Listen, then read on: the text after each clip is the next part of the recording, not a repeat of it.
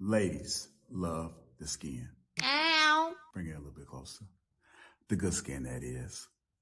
That's why having a proper skincare routine is very important, and you need to feel the Teej. The process is so easy, just 4 steps. You got your daily face wash. That's going to clean your face up nice and right. You got your exfoliator scrub. That's going to open up your pores. You got your AM moisturizer with the SPM 20, which is going to protect you from the sun. You also got your PM moisturizer, which is going to make sure your skin is protected throughout the night. Teej has tons of reviews from dedicated customers across the world.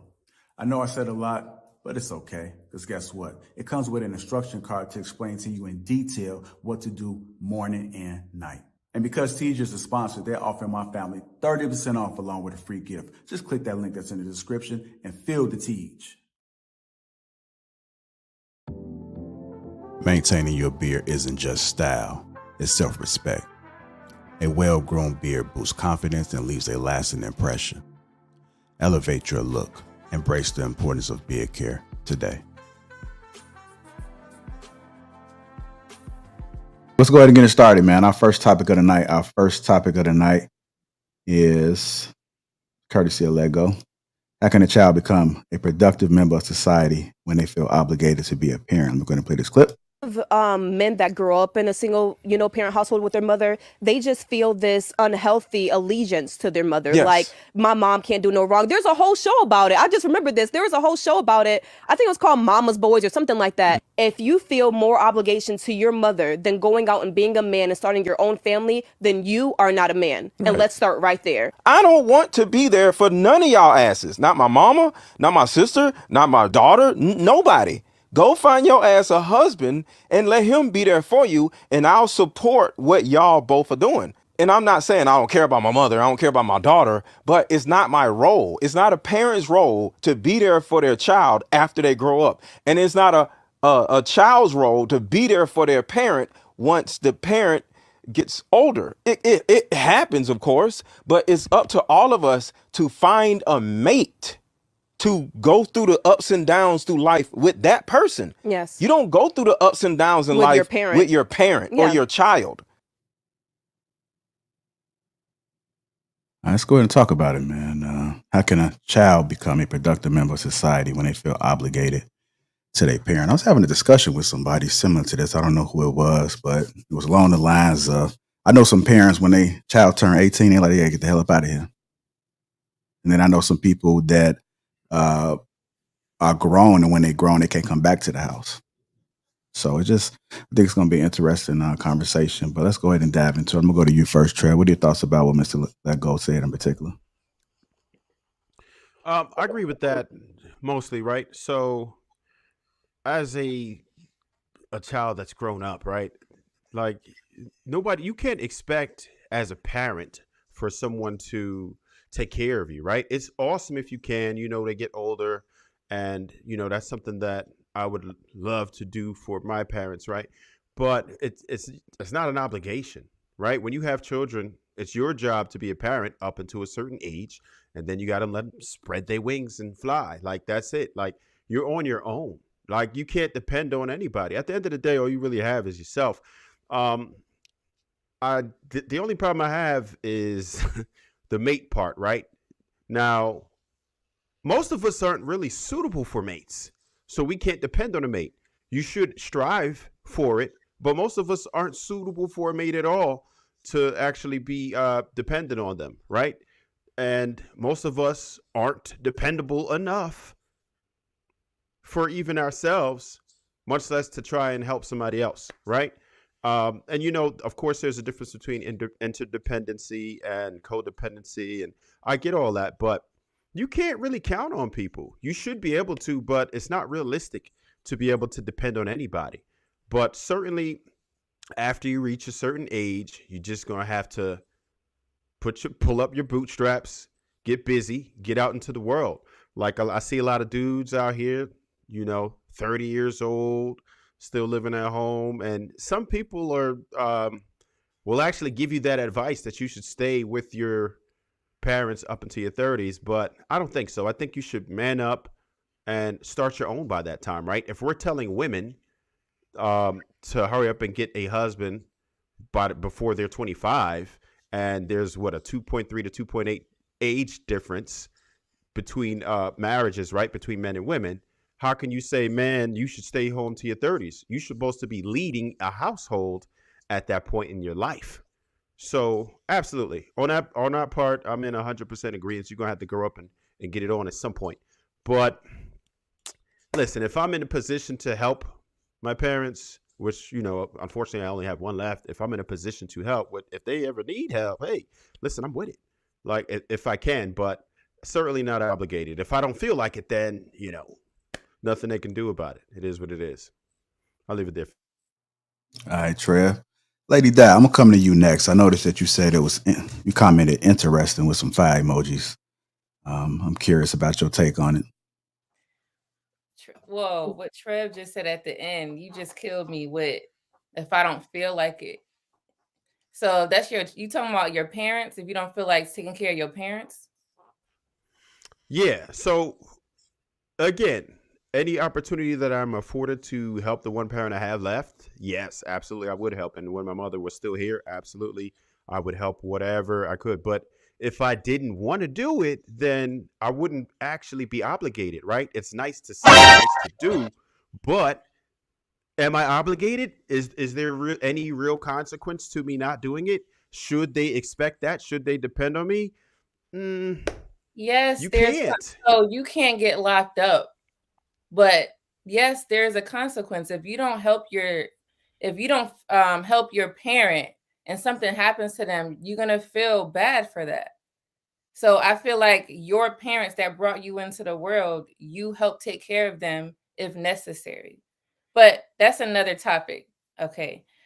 To the video, I blame parents. I don't know why we're blaming the adult, the big child adult.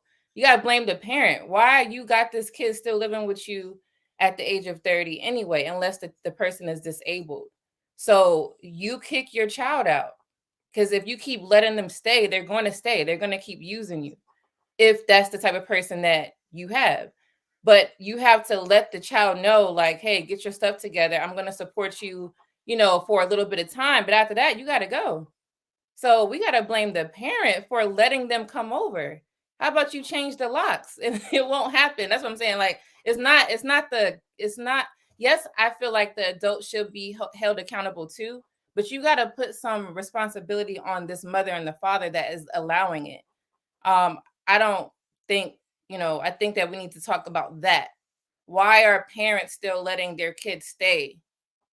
And I guess that's the obligation part. Why do they feel obligated to help a 35-year-old and they're not doing something for themselves? Well, I don't. It's a social construct, right? Like, I feel like it depends on where you grew up, who you grew up with, and the foundation of your family. Because oftentimes, I think people always mention that people of other cultures or descents and other indigenous people grow within their household. You know what I mean? Fill up their home with their entire family until they go off and marry, right? Until they're able to do so. Not because they don't have, the education behind how to purchase a home, or they don't have the funds, or they don't have the availability, but because they're building something in a unit. That's not necessarily how I grew up, but I can see how that could benefit some families. But are we looking at it from an aspect of like, okay, this is just the foundation of a family? And like, I have major bias because I feel responsible for taking care of people in my family who other people don't want to tend to. I'm indebted to like my grandmother or I don't have my mother. So I'm indebted to my grandmother who adopted me. I feel like if she gave something for me, I'm going to do whatever for her. You know what I mean? It doesn't matter. I'm going to take care of her as long as I can. But that's how I grew up. Like, I grew up in a space where I have put myself and my personal needs aside to be able to take care of my grandmother. You know what I mean? To be able to take, because nobody else is, even though she has children, like, unfortunately, my mother isn't here to help me. I was supposed to age my mama out, and my mama was supposed to age my grandmother out. You know what I mean? Like, I was left with a void there in the how to and the who is going to do it. And she doesn't have children that'll take care of it either. So I feel like that's like one thing. And another thing is, yeah, if you have an irresponsible 30-year-old in your home, that is your fault as a parent, as an adult. You've enabled a grown person to stay with you, who is capable, but just lazy or doesn't want to, or finds it to be easier to live in your home for whatever reason. It just depends on what end of the scale you're on. Are Just you a doing it question. to build wealth, or are you just piss poor bum ass nigga at home? Just a question. Just a question. It's just a question. Um, don't they supposed to have husbands? Because that's kind of like what the point of this is. It's not about taking care of your family members. It's get your ass a husband. So that's kind of like the premise of it. It's not about, of course, you're going to make sure this person in your family is okay or whatever. But the premise is, why doesn't this person have a wife or a husband? We are supposed to go out and make our own families and take care of them instead of taking care of these other people who supposedly went out and got husbands or wives and they start their own family. That was the premise of it. So that's the question. Where the hell is these people husbands? Well, that's, that conversation is going to another side. It's basically, now we're going to talk about single women, right? That's what we're talking about. Why are single women not wanting to get married? I mean, because they don't want to be married. They don't want to settle. They want to still do the hookup culture situation. They don't feel that, some women don't feel that a husband is beneficial to their life. They feel like, it's going to hold them back from their dreams and they can't, prosper in the space that they want to. It's not a positive light.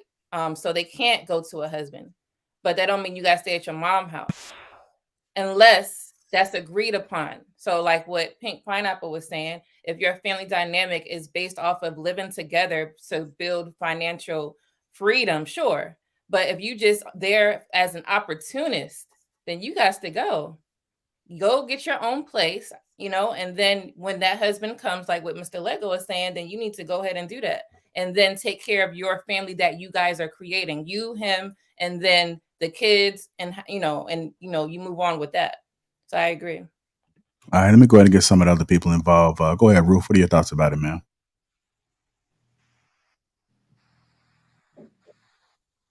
You're on mute, just so you know. It went off mute and back on mute.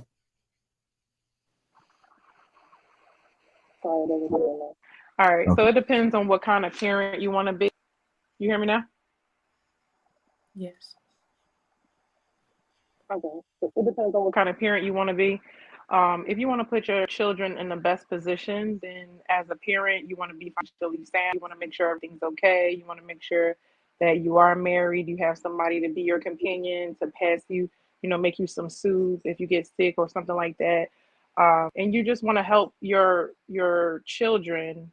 You don't want to kick at 18 and then be like, oops, you're on your own. So for me personally, my daughter, she went to college, and it's like when I got like, oh, you're the only parent that showed up, because everybody just kind of abandoned their kids when they get there. And that's, we shouldn't do that. It was a historically black college.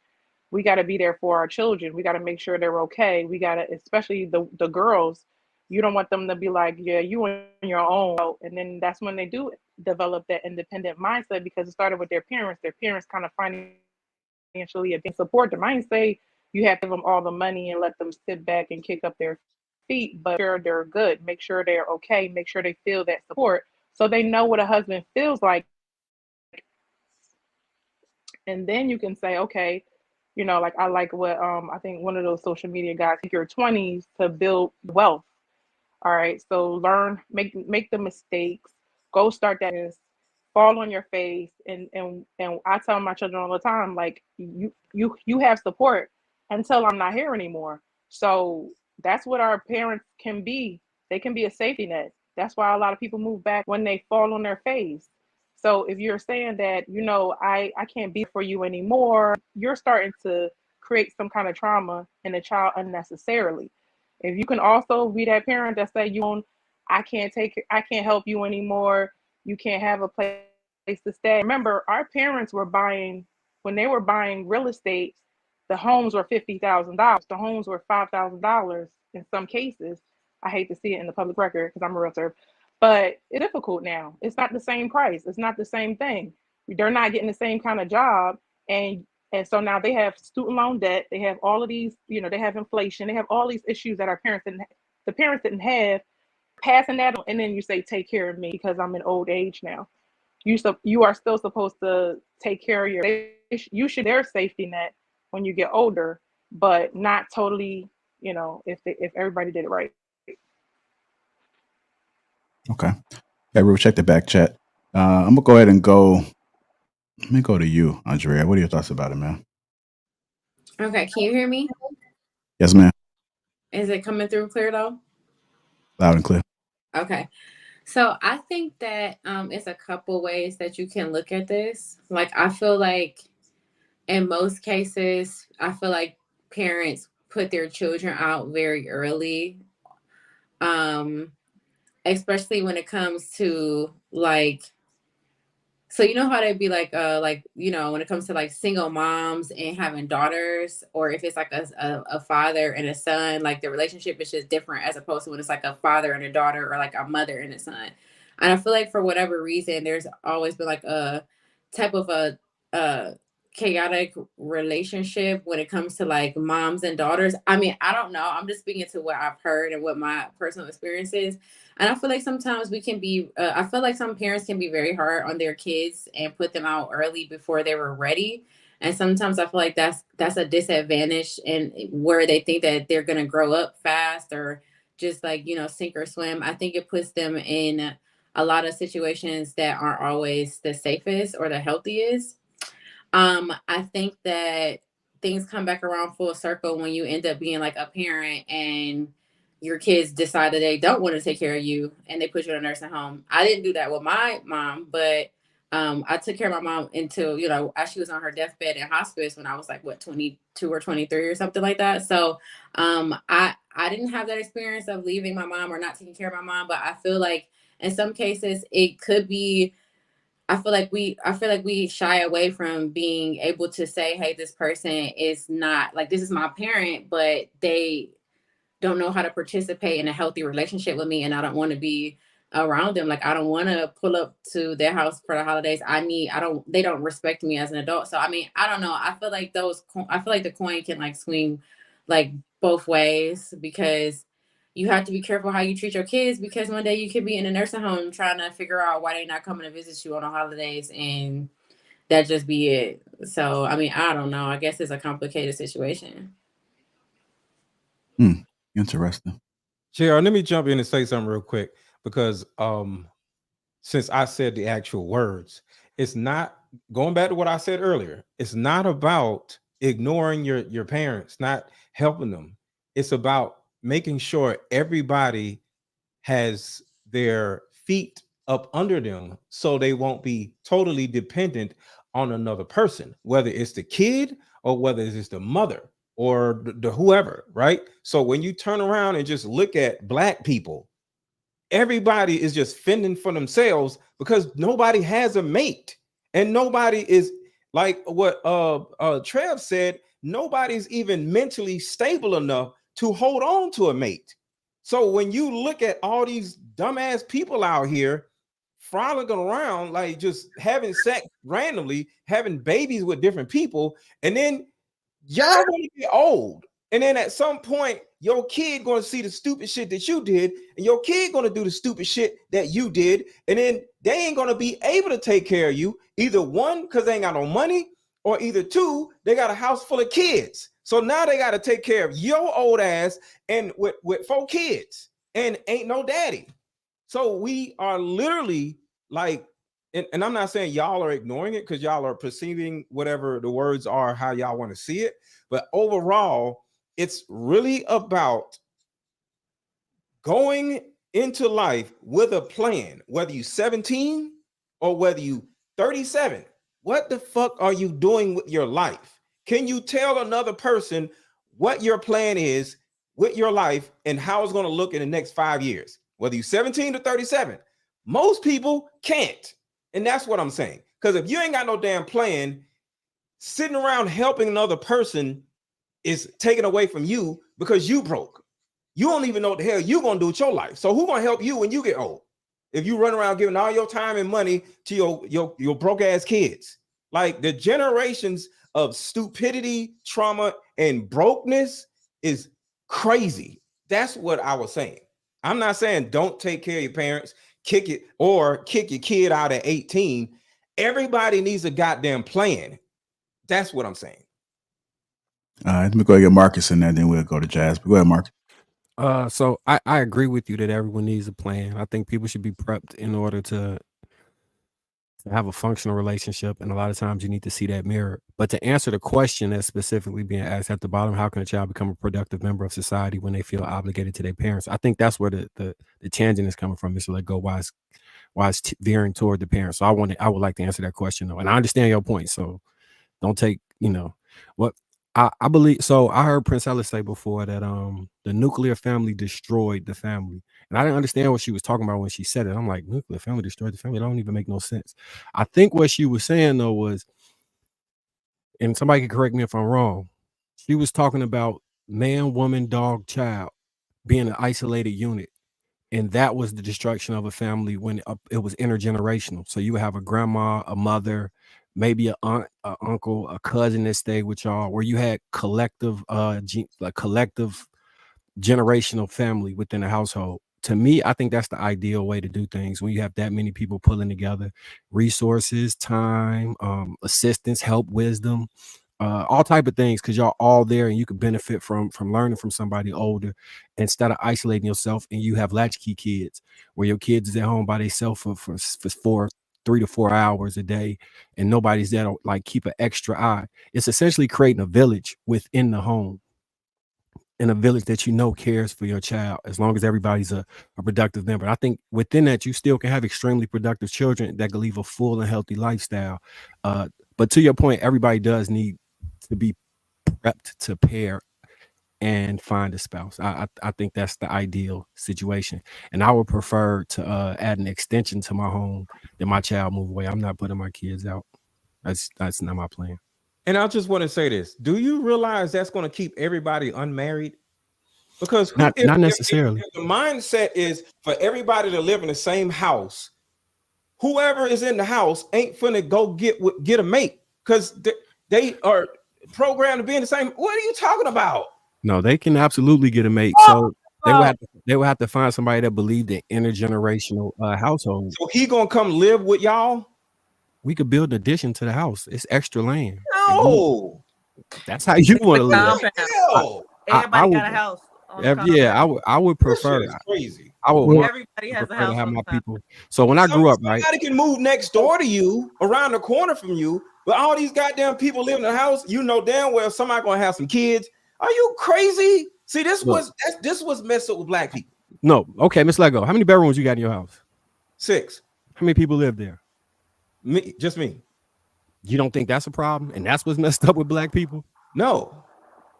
Okay. And the reason why is y'all already know I have no problem with dating a woman who has a child. So if I meet a woman with 2 kids or whatever, her and the 2 kids could move in and everybody's happy. So I'm in a position where I can extend my family unit out. So think about that. How long you been in that position? What you mean? To extend your family out. How long have you been in a position where you can extend your family out? Well, if I haven't found the right woman, none of that matters. I'm not going to just move some random woman in here just because I got all the room. Wait, so you got a 6-bedroom house to get a single mom? That's what you're saying? No. No. Okay. One of the reasons why I got one of the reasons why I have a 6-bedroom house is to put my inventory in the house. So my inventory takes up at least one whole room. Okay, my inventory of card games. So I look at my house somewhat as a warehouse also. So you got to look at, I got t-shirts, I got hoodies, I got card games, I got supplies in order to ship them. So I have a shipping area also. So but you still have a large enough house to build a family out. Yes, but I have yet to build the family out, but I'm willing to do that. So that's what I'm saying. You also got to remember his kids are also grown, so household he's already built his family. And go out and still get a home and do their own thing because they have the funds to be able to do it, because they saved their money to be able to purchase a home once they got married and went out and got with somebody. It's like it can yes affect you if you feel like you're so completely tied that you're not able to get an education, that you're not able to get a job that fully funds the things that you need to do to be able to take it. But like, that's how it can affect you. If you're giving too much of yourself to where you're not educating yourself, if you're not going out and doing something, if you're not trying to find a husband or whatever, or being open to having a husband or whatever that looks like you got to make enough to be able to do the things that you need to do. And another thing, just for the record, I'm in a position where if my kids fall on hard times because they on their own, they got somewhere to stay also. Yeah, y'all got to remember his kids are already grown. So the family that he's talking about is already past that. He built that already. He raised his kids to be productive members of society. So him having a 6-bedroom house, he uses for whatever the hell he want to use it for. But he's in a position to where, like he said, if his kids need a place to stay, he got 6 bedrooms for them. So Sweeney, look, my grandfather moved from Arkansas to Chicago, right? Like during, that time in history, right? And they were sharecropping, and he brought his brothers and his wives, brothers and sisters into the home. They all moved in to the building he had bought, and they lived like one big family. They're the closest people that within that family unit, because they don't look at each other as cousins, aunts, and uncles and all the other stuff. It's like brothers and sisters for that whole generation of people, no matter how old you were or how young you were. The sense of unity that they have is much different than any other family members that did not grow up in their house. I think him setting that example to me, because I also view him as an ideal man as far as being a pillar for that many different people within the house. And he was able to the point he was able to produce extremely successful children in the middle of the West Side of Chicago in the drug epidemic, just by him being that person. We're gonna have Sweeney respond, and let's get Jasmine in on the topic. Marcus, the thing about what you're saying is that, and this is what's wrong with what Princella said. She said the nuclear family destroyed the community. No, rugged individualism destroyed the community, because nuclear family created community. Just because they all didn't live in the same house don't mean that they all didn't live in the same community. So even if like 2 parents worked, their cousin was the one that ran the daycare center. Their cousin was the one that was teaching them. They built community, so everybody still had their own house and still was within the same area as one another. But what happened was that rugged individualism, where people started splitting up, is what created that problem. The nuclear family didn't do that. The premise was that the separation from the intergenerational family was the offshoot of the nuclear family. I agree that the nuclear family needs to exist as far as mother, brother, or mother, child, father, and a dog. But I think they should also be more connected than they are right now. Well, they were at one point, but that wasn't because they was all in the same house. It was because they all stayed within the same community. Are we closer to what'd you say, rugged individualism now, or intergenerational? We are extremely rugged individualistic. And what preceded this era from intergenerational? It wasn't. You can't say that that nuclear family led to rugged individualism. No, rugged individualism is its own separate entity. Well, what I'm saying is that's the separation from there. There was a point in between from the intergenerational households to being rugged individualists. There's something in between. Well, you're trying to draw the line through making the nuclear family the problem or the catalyst for that, and that's not true. Again, I'm saying the nuclear family is not the problem, right? I agree that should exist. I'm not saying that shouldn't exist. What I'm saying is we're closer to the rugged individualism than we are the intergenerational households. That's what I'm saying. But that's like blaming marriage for the divorce. It's not the marriage, it's the people that's conducting it. Because they're rugged individuals. So rugged individualism is the problem, not the nuclear family. Right. What? So there's a line between it. The rugged individualism. All right. So look, when you are growing up in a household and you say, I'm gonna make as much money as I possibly can and move to the suburbs, you separate yourself from the intergenerational household probably by 3 to 4 counties by doing that. And that is an offshoot of rugged individualism, with the goal being to be in this elite nuclear unit.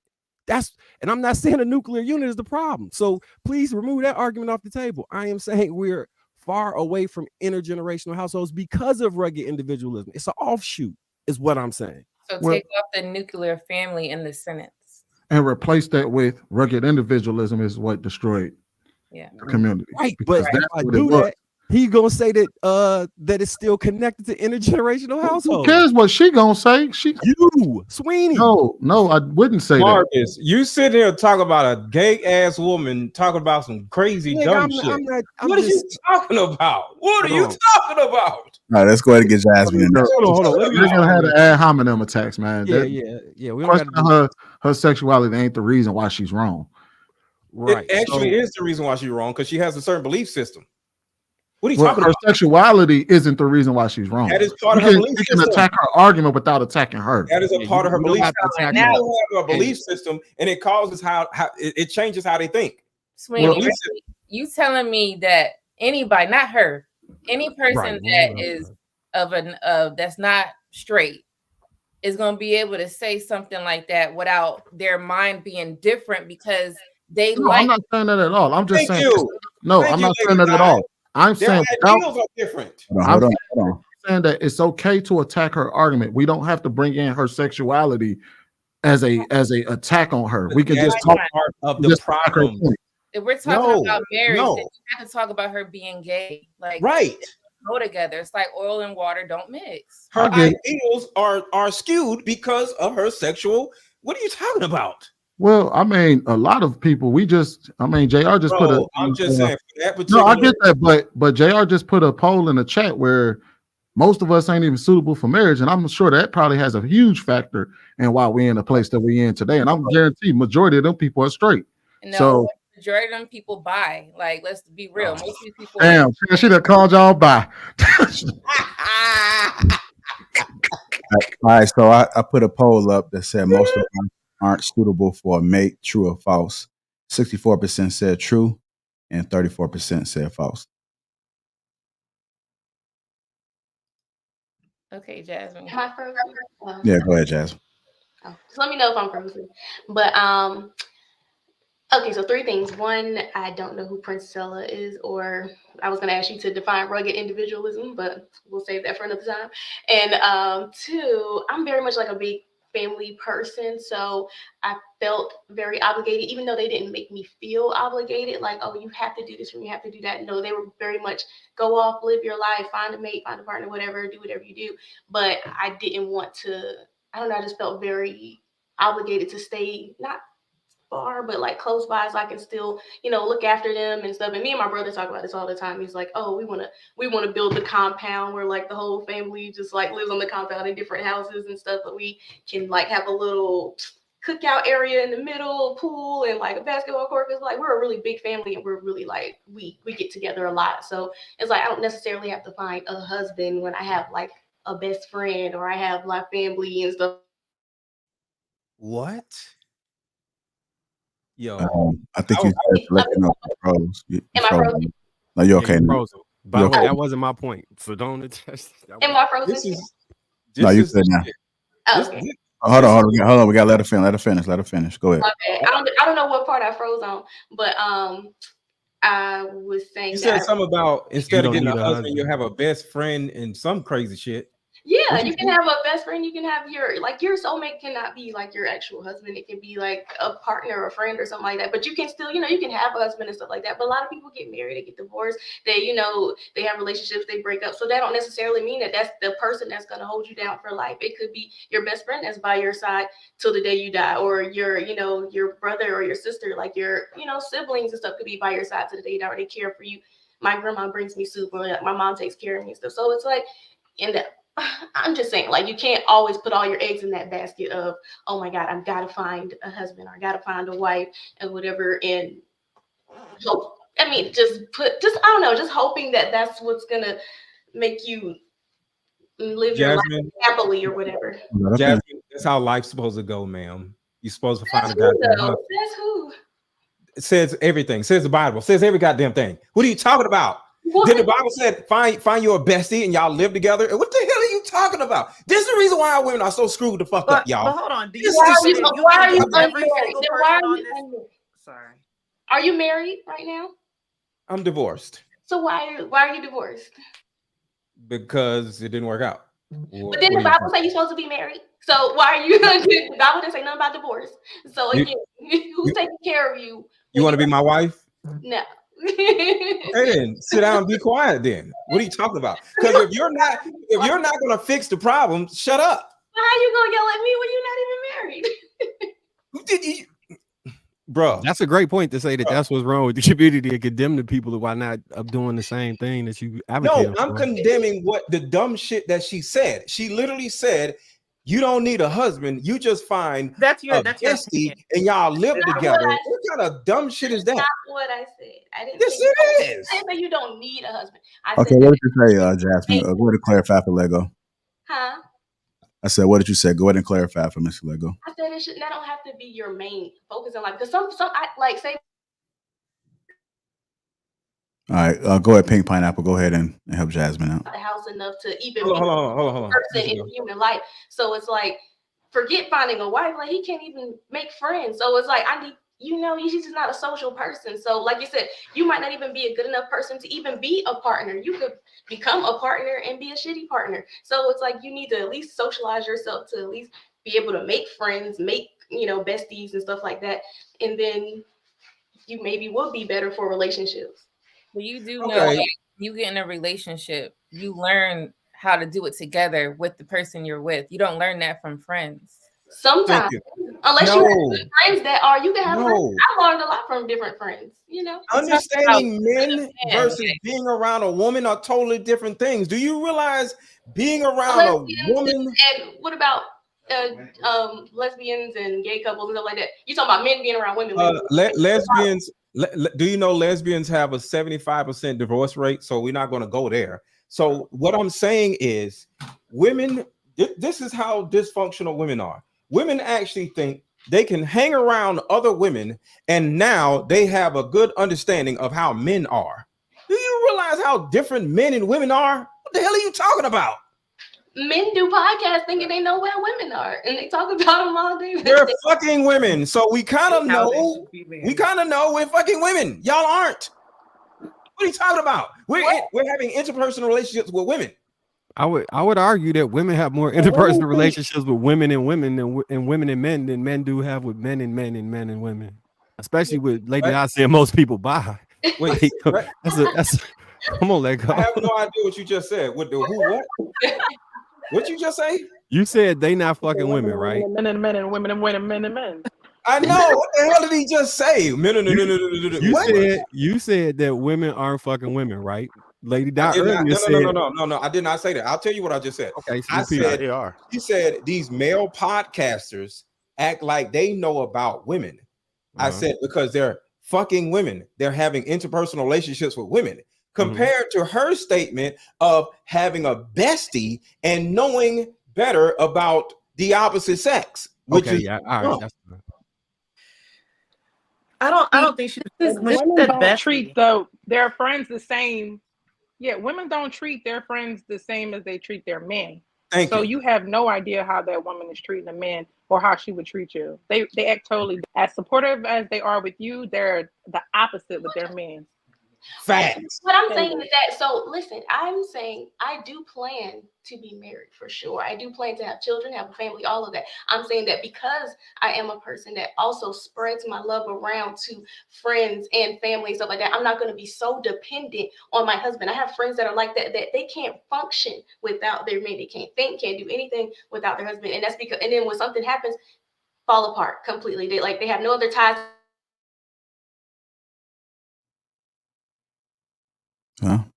Space to be in. So it's like, I'm saying you got to be able to spread that around and be able to be a functioning, like you said, productive member of society, not just a productive wife or a productive husband. But that's the marriage fault. Their marriage shouldn't be set up based on just him and her. He is the one that's leading, supposedly should have a plan and say, hey, you need to go and do these things. So if something were to happen to me, you would be okay. Or he can make more money for her to have saved up. So if something was to happen to him, she'll be okay. What you're talking about sounds like dysfunctional marriage. Wait, you said what? I'm sorry for a second. She said what the things you're talking about is dysfunctional ways of looking at marriage. Go ahead. We're gonna go Sweeney and Trev. Gotta get Pink Pineapple in there as well. Go ahead, Sweeney. Hey Jasmine, I just got one question for you. And Then I'm done after this. So based off of what you said, you gave examples of the reason why you would do the things that you do, right? And you said because you have friends that can't function without their men.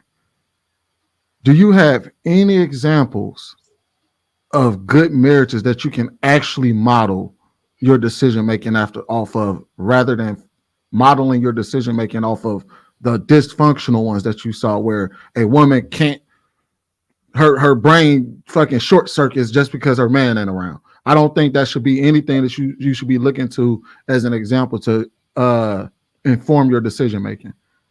Yes, Great question. I've seen a lot of great successful marriages that, they stay together, they're still together after years. Even my grandparents, they've been married for 50 plus years, and I watched them, work the household together. Granddad covers the bills. That's why I look to men in a certain way, because of the way he is and everything. And I'm looking for a particular type of man because of the household I grew up in. So, and then I watch my grandma and the way she's a homemaker and the way she does things, and she's a Christian and all that stuff. So it's like I'm modeling it based on their marriage, but then She needed to spread her Wi-Fi around. just in case I'm frozen, they're more fun, they're more communicative, they're more, the younger people that are married and stuff like that haven't been married that long. I've seen relationships like that as well. So I want to be, with someone I enjoy, someone that, we enjoy each other, but we also build together, we're strategizing together, all that type of thing, but also still trust each other and not insecure, so we can have friendships and other things like that. Okay. All right. Hey, go ahead, Trav, and let's get Pink Pineapple in there. I'm going to have to close this one now so we get to the next topic. Yeah, I still believe it all boils down to just how selfish we are as individuals. We don't know how to love each other, right? Communities, I understand it. I strongly believe that a strong family builds a strong community, builds a strong society, and that's where we get it wrong because of our individualism. That's what we have. We are too consumed with our own individual needs and mostly our wants, unrealistic expectations. That's what we are full of, right? We expect this person to fulfill every desire that we have, and it's impossible and it's unsustainable. If we at least would just put ourselves to the side for a second, our egos, our desires, just for a second, to just look and say, you know what? How could I actually make my counterpart happy? How can I make this a cohesive relationship versus me just depending on them for everything that I want?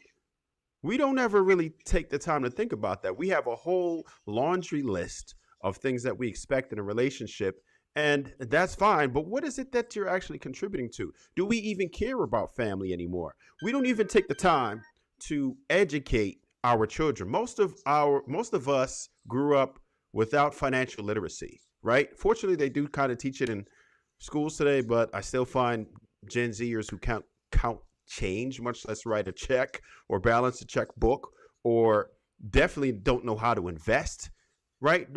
That's why we're broke right now. We don't have any wealth because we leave behind debt instead of wealth. What the hell are we even doing?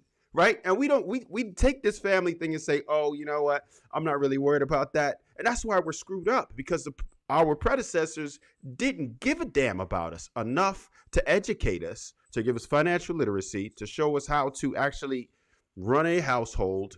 We don't know anything. So if we don't know anything and we're not hell bent on learning everything, then we're completely doomed. I'm cool. All right. Go ahead, Pink Pineapple. Yeah, no, if you don't have the right mindset, it's not going to work. And yes, I do think, unfortunately, caring for your parents, if you're not financially stable or equipped for life, can hinder you as a human being, because I've seen people who lived with their mother because she was sick for a multitude of years and was never able to find a husband, because she felt so consumed by the pressure that was associated with taking care of her mother. And she blamed, that as the reasoning, but also that she had another purpose. And I think that everybody has a purpose associated with what it is and what they believe in and how they like a family construct. And that's just the basis of it. That's it for me. All right. Andrea, you want to say anything? Okay. Can you- okay. So this is why I advocate for women, picking up feministic ideologies, and I advocate for feminism to the full extent because I think that when we discuss certain conversations like this, like I don't even know, I personally don't.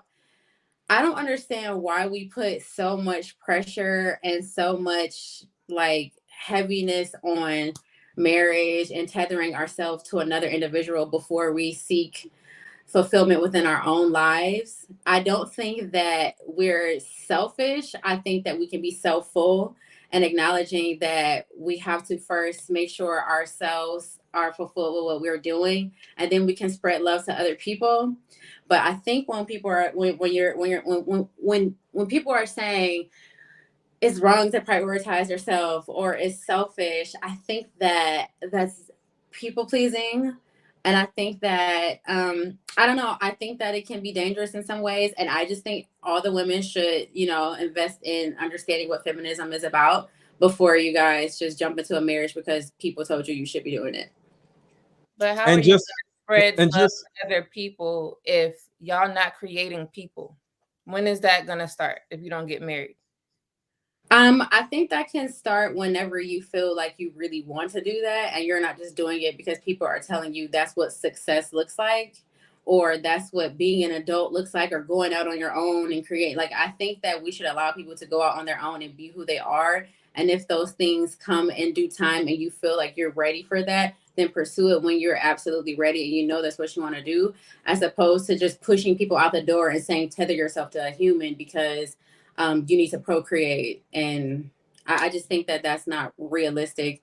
And I think that the women, we do ourselves a disservice by doing that. Because and they're I not. just I want to say this.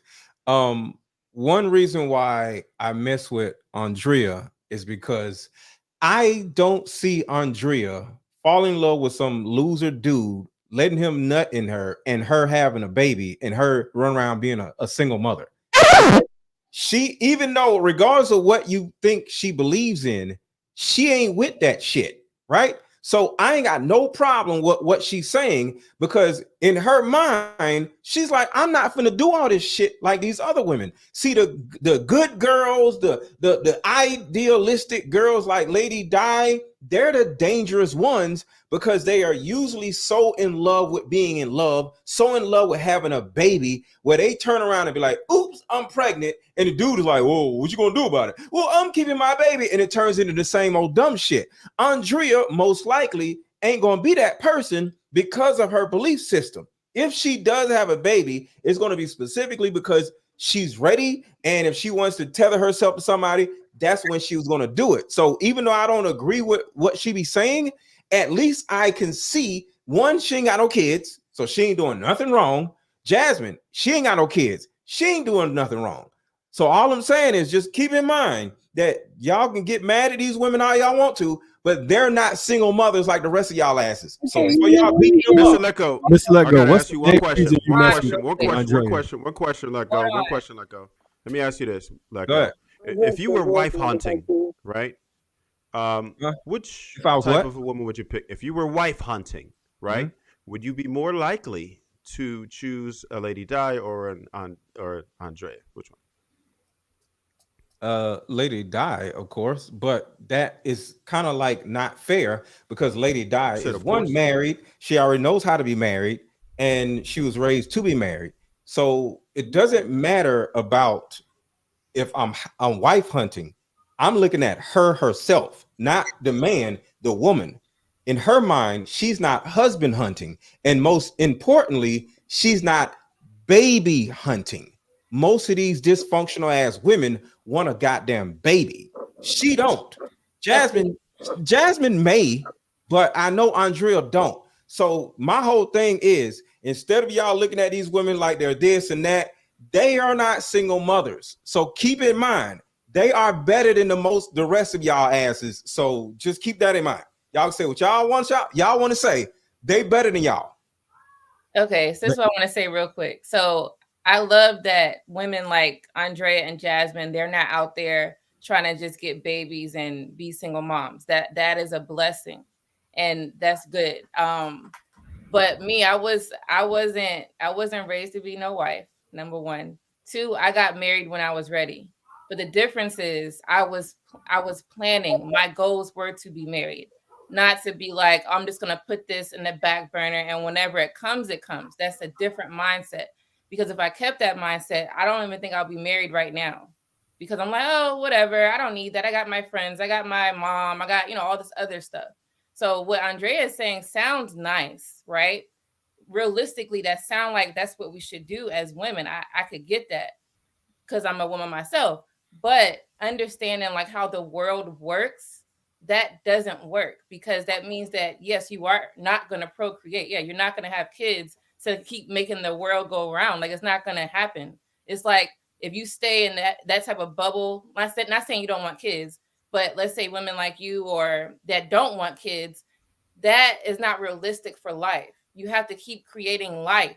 And I'm talking about in a nice What? family dynamic, not like you are just having kids and you have a whole bunch of baby daddies. No, you need to have it in that family dynamic and raise productive children. So Lady Di, why does she have to have a baby? I didn't say She her. didn't say I that. said she's just one person. One person's not going to hurt the community. I'm saying in a mass. I'm saying in a mass. If everybody thought like that, I'm saying. I would rather, and this is just me, and I ain't nobody. I would rather women stop having kids instead of having all these fatherless kids. The world would be a lot better if women just stop having babies altogether until they get their lives together. What are you talking about? And that is what, to a certain degree, what she's saying. And you're against that? No, I said in a marriage. I didn't say just have kids. I just commended them for not having kids with random men. I said in a marriage. Be marriage minded, get married, and have kids is what I said. But she don't want to do that. I think what my question would be, because I heard you mention like, what I said sounds nice, but it doesn't work. My question to you would be, it doesn't work to whom? Because for a person who, and I'm just generally speaking, but just using you as an example, where you're planning, like where that's your plan. Just because that's what you plan to do and you have it does not necessarily mean that in order for me to eventually get married or have a family whenever I choose to, because you've been planning for years, it would disqualify me from having those things. I think what people tend to like assume or speculate is because I'm not married or I don't have kids is because like it's like going to be difficult for me to do that when I decide to say yes. So I think it's one of them things where it's like I'm not married or have kids by choice, but if I wanted to, it'd be fairly easy and fairly simple. I think that we do ourselves a disservice when we talk to one another as women and we try to push this idea that what they're doing does not work because it doesn't fit into this square box of what planning a marriage and a family looks like. I think if more women decided to put themselves first, that they'd be better off in a lot of instances. And for women who are single and choose not to get married for whatever reason, they're also doing it's like we disqualify them from saying that they're doing something useful in society as well. I hate that we, when it comes to women, we tether success to having a man. And sometimes like there's a quote that just kind of like I started hearing, like sometimes your plan doesn't always have to involve a man. And I think that we need to like hold on to that idea and really take it and run with it so that we can start pursuing our own dreams and our own goals and our own identities before we jump into somebody else's because we were told that what success looks like. So from my understanding, what you're essentially saying, Andre, is freedom of choice. Yeah, I'm saying freedom of choice, but I'm also saying as a woman, there's choices that we have that people try to fearmonger us into feeling like we can't pursue. So we have choices, but are we going to choose them because we truly want to, or are we making our decisions based on what people are telling us we should be doing? Well, I get that. So basically, I would say then in some way, if we're just simply talking about a woman's right to choose whether she wants to be a wife and mother versus a woman that doesn't want to, I believe that both of them, I would agree with you, both of them should be autonomous enough to be able to make that decision for themselves and move accordingly. Outside of that, I don't know what we're arguing here. I would say that what Lady Di was just basically, I think Lady Di was confused on was that she thought what you were saying was that your logic should, that every woman should adopt how you feel. And what she was essentially saying is if every woman didn't want to have kids or didn't want to get married, then you can't create the next generation. But that's not what you're saying. So yeah, so Lady Di, that's not what she's saying. She's basically saying women should have the right to choose one way or the other, and they shouldn't be influenced or indoctrinated to do so. It should just be their choice, which is fair. And they was just saying last week how women to a certain degree are pushed to do all this shit, have babies and all this other stuff. And to a certain degree, like if we start pushing women to do all this stuff, they may actually start seeing their value as being a woman and not being a mother. So I don't agree with on Andrea to a certain degree, because you can't be successful without a man. You're a model. Men pay you to model. So men have to pay you to do something, right? So in order to be successful, unless you're talking about happiness, but when it comes to money, you can't be successful without a man, because it's going to be some man either right directly or indirectly paying you for you to be successful, unless your successful is happiness. You said all that to say what exactly? You You just circled the wagon. You just circled the wagon to say the exact same thing I just said. God damn it. Come on, JR. We can go on. All right. Didn't say All right, that. we're gonna close out with Ruth and move to the next. Andrea just said that we should have the option to choose another way, but then you just said women should think that way. All women should be these feminist, I don't need a man type of people. But if that's not a restatement, because you get to choose to be free and without a man, Something's the wrong with woman your that's audio. marriage minded should think like you. Can y'all hear her? Or No, I think that you might got to pull it back. Hear me better now? You might got to pull it back a little bit, or either take them out and use the actual source in front of you. you got earphones or something? Oh, okay. Yeah, take them out. Go ahead and talk now. No, you sound like short circuit. I was at. Hear me okay? Okay. Just go ahead and talk. Let's see.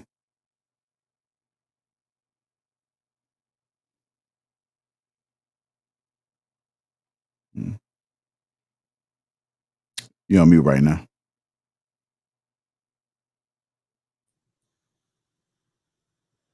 You think you might have the trouble? Go ahead, try it now. All right.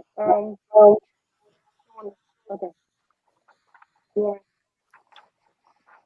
I was just saying that Andrea was saying that she has the option. We should choose, basically. We should have the choice to be free and not tether ourselves to a man. But you're also taking away the choice of every other woman that wants to get married. So we all can't be, I don't need a man, because some of us would like to get married. A lot of times people say, oh, well, if you have to, like, it's focus on your career, but we have proven that after you focus on your career, then you can't have a child. That becomes an issue. Yeah. I want you to do me a favor. I'm gonna move on to the next topic, but just drop down and try to come back in, because I think you got a combination of your signal along with the AirPods. If you got noise cancellation on AirPods, you got noise cancellation on? Yeah. Okay, so you got the first generation. Did you just talk into the phone maybe and cut them off? I don't know. It's okay. You can go. It's fine. It's okay. Okay. You sound like you're underwater. That's what it sounds like. So I don't know. Sometimes the noise cancellation would kind of filter your voice, or it could be. It might work better right through the phone without the AirPods. Just put them in the case. That's all I'm saying. Just cut them off. All right, Ruth. So what's going wrong with Ruth's phone is that when she took off her headphones, the reason why we're getting that feedback is because the sound is bouncing off the table back into the phone. So turn your phone in the landscape mode, and that way we'll probably be able to hear you a whole lot better, and it won't. All right, and then adjust, and then you should be able to talk, and it'll be a little more clear. But y'all got all the secrets, don't y'all? So the synopsis of this whole topic, You do not have to repeat it again. I am right and all y'all asses are wrong. So y'all need to go back and watch that video again Bullshit. and learn something. If I ever Y'all heard, don't know what the hell y'all talking about. Did nobody on this panel disagree with you? I mean, I did. I disagreed with him. He had some good notions and ideologies, but still, at the end of the day, to think that everybody is just supposed to get a husband, it just behooves me, because you just don't know what people are destined for. And purpose isn't tied to marriage for everyone, but for some, it is. For women who want it, desire, don't have make kids. it happen, beautiful, blessed, and beyond. But that's My it. whole thing That's is it. don't have kids then. It's no problem. And that's fine. Okay, No cool. problem. Then don't have children. Whatever Don't have the fuck the kids. case may be, don't procreate if you can't. Some people can be. I'm not saying that is the ideal state for people to have kids and be single parents, because I don't think realistically, if that ideology I don't like. I don't think that women who can't take care of themselves should be producing children. Right. And that's why I'm I always agree. going to big up Jasmine But and as someone Andrea, who because shit, they ain't got no can kids. take care of themselves, who has their shit together to a certain extent, of course, I do think that yes, you need a man in certain aspects of your life. I agree with you when you say men sign the check and a multitude of other things. I'm not saying that women don't need men. I'm just saying that that's not everybody's sole purpose. You know what I mean? You Like, can't that's be just, successful without a man unless and it's that's about fine. feeling. Let it be that I'll never be successful without a man. That's great. That doesn't mean that my sole purpose is to be married. Just don't have kids. That's all I'm saying. I think that men need women. I think women want men. Oh, Jesus Christ. You can't. Okay, Do we really have to circle back around to this? Yeah. No, hey, we got to go ahead and move on. Let's get to these super chats real quick, man. We'll be all day. Juicy Work Shaw 999 says, JR, smooth, strong guy, emoji, great panel. Lord Geotron, member for 10 months, says, please, brothers and sisters, let's find and put God back into our lives.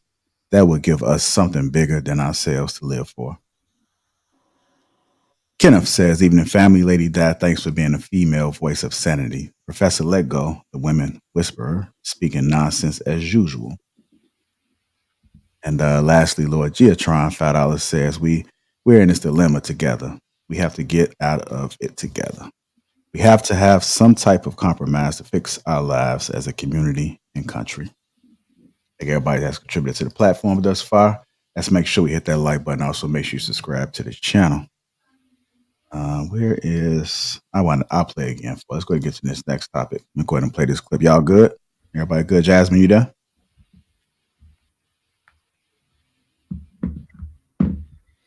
I'm here. I'm trying to fix something really quick. Okay. I just want to make sure I play the next video. You can hear it. I'm going to go ahead and get into it. Out with the 50-50 conversation. I'm speaking for the black economy as a whole. Majority of us are not rich. So the whole he should pay all the bills does not apply to everybody except for the people that you see being crazy on social media. If she's cool with you paying all the bills and saving all her money and not contributing to your economic status in any type of way, then you should leave the girl alone. Moral of the story is, if you're gonna pay all the bills, whoever is not paying bills should use the money for saving and investing, and it should go towards something to change your economic status as a family. You still both have to take care of the children, no matter who's paying the rent. Come together and stop dividing, because majority of the people in the black community aren't rich.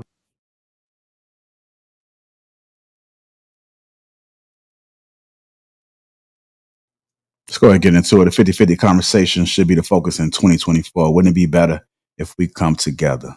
Wouldn't it be better if we come together? I'm going to go ahead and go to Lady Daff first. I see you nodding your head. What are your thoughts about that, man? These bums. I like the video, but then I'm laughing at Andrea's face. Why you shake your head? Because these niggas is bums. Because I think that what he said was dangerous and controlling. I feel like he should mind his business when it comes to other people's finances.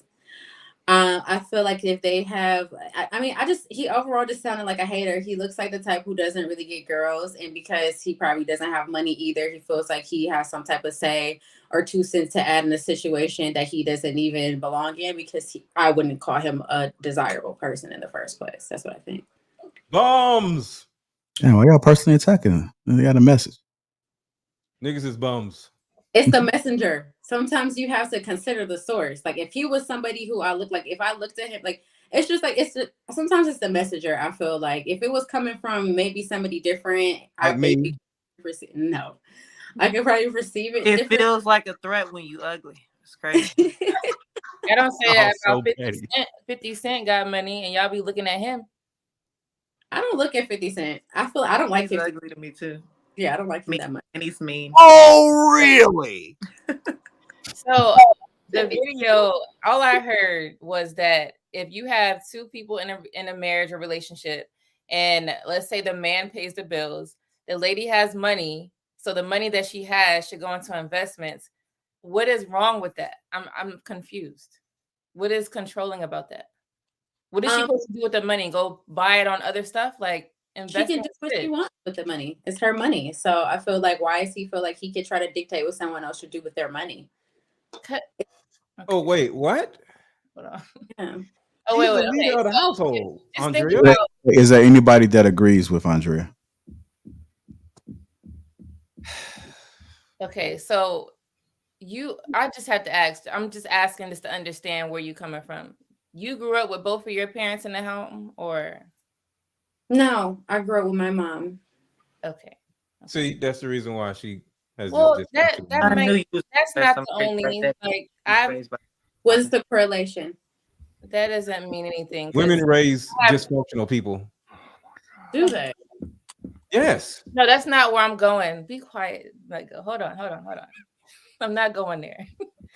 Just because you was raised by a single mom don't mean that you have to have that mindset. I just wanted to understand where you're coming from, like, to understand you. Because if you're in a marriage, right, and you are married to the man and y'all have kids, why should your money only just be for whatever you want and not put back in the family, like investing? What is wrong with that?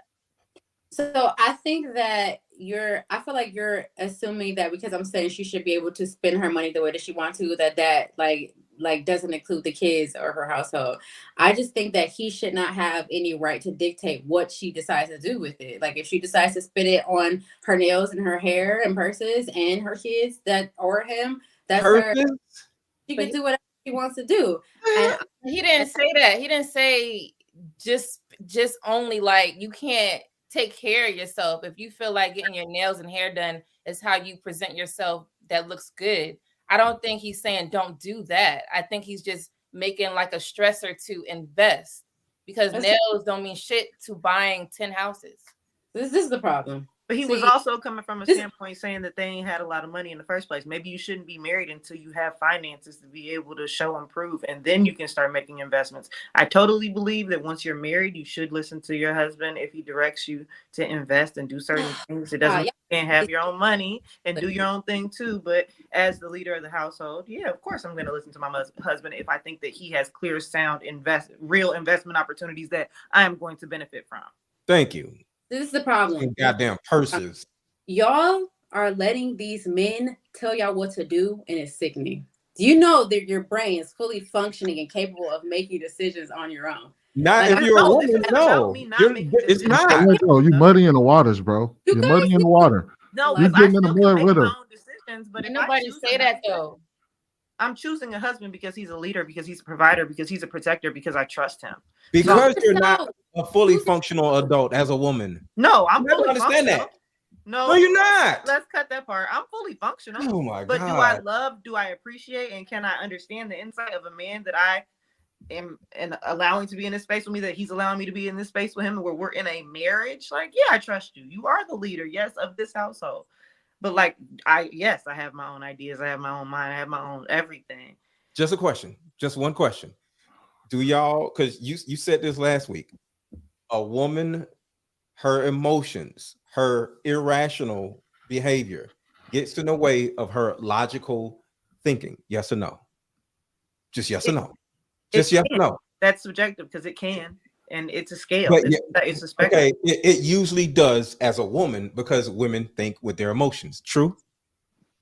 Say yes. You want to say yes? Not all women think. Okay, yes. All women, same shit. Okay, so because of that, at some point, you're going to veer into a ditch and have to get yourself, find a man to get you out of the ditch. And that is the reason why women need leaders, because women are not consistent enough. Not every woman is driving other Without people a fucking and That is themselves ridiculous for you to even say. without I falling am into not a bitch committing every Thursday. suicide by not having a man. Me wanting a man in my life and needing a man No, and then understanding where they're supposed to be in Let their go, placement. Mr. Lego. Why are you trying to convince them to need a man?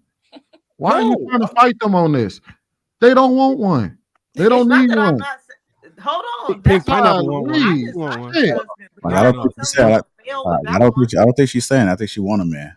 Yeah, I do. But I he's do. trying to you fight need a on. man. But I Oh, also am not going to fail. you as a are going to human fail. being If you're single, you're without one. failing. That If okay? you're single, you're That's your personal failing. perspective. That's bullshit. That's Okay. bullshit. Everybody grows at a different rate under different This is circumstances, and just because you're If single you're a doesn't single woman, you're that doesn't failing. cut your value. It's not your okay. It is your One, value. it does because we already know the older you get, your value decreases in the dating market. So Man, as the long world as you're is- alive and you're I don't live single, you are slowly, incrementally failing. I want to ask. I'm going to ask. Let me ask Marcus. Do you agree with Mr. Lego when he says that a woman value decreases as she gets older? Is that true? Sexual marketplace value, yeah. We all, yeah. Wait, what? If that's what you're talking about, we become as we age, we're not as attractive as we were when we were younger. It's how it works. Okay. Having Then what babies You about, start all that shit. okay. What about as far as like success? what defines success for me, and I can answer that better. Whether she would amount to something Financially, or as a wife, or like what? Oh, Marcus, I won't prepare for you to be asking all these damn questions now. I want to make sure I answer with some type of specificity. Okay. If we're talking about a career, people do increase the longer they in a position. That's just how that works. So it's more than likely that her worth will increase as far as that. If we're talking about benefits to the family, if she was married and had kids, she becomes even more valuable to that family because she's a staple of that family. If we're talking about a single woman, I think a single woman, and we're excluding finances, the value would be plummeting.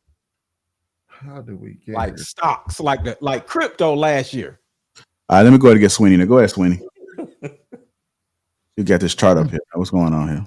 Man, I done quoted this chart so many goddamn times. Y'all know what it is. People in relationships and marriages do what's necessary. That's what that means. Most people are doing the same amount of work in the household, and the amount of work that you do within the household is coincides with how much work you do outside the household. Most couples do what's necessary. Now, if you're with someone like Andrea, who believes that she can do whatever she wants with her money, fair. But what that does is that means that he can do whatever the hell he wants with his money. So that's what you get, dysfunction. But I'm not in disagreement with what Andrea wants to do. But those relationships don't tend to work out. Well, I ain't gonna say they don't work out, but what are we doing here, man? How do we circle back around to this conversation? We know what needs to be done. If you're in a household and you with somebody and shit needs to get done, you do the shit that needs to get done. This is But Sweeney, that's if you become a one. If you are a rugged individual, then you got shit like what Andrea said. And I'm not picking on you, Andrea. I'm just saying that when you say, hey, why can't you do whatever the fuck you want to do with your money? That's saying I'm not gonna, because what that dude was saying was do what's necessary for the family. If he's taking care of this, why can't you in turn take care of this to help push the family forward? He's not saying you better do this. He's saying, why can't you if you're working as one with a partner?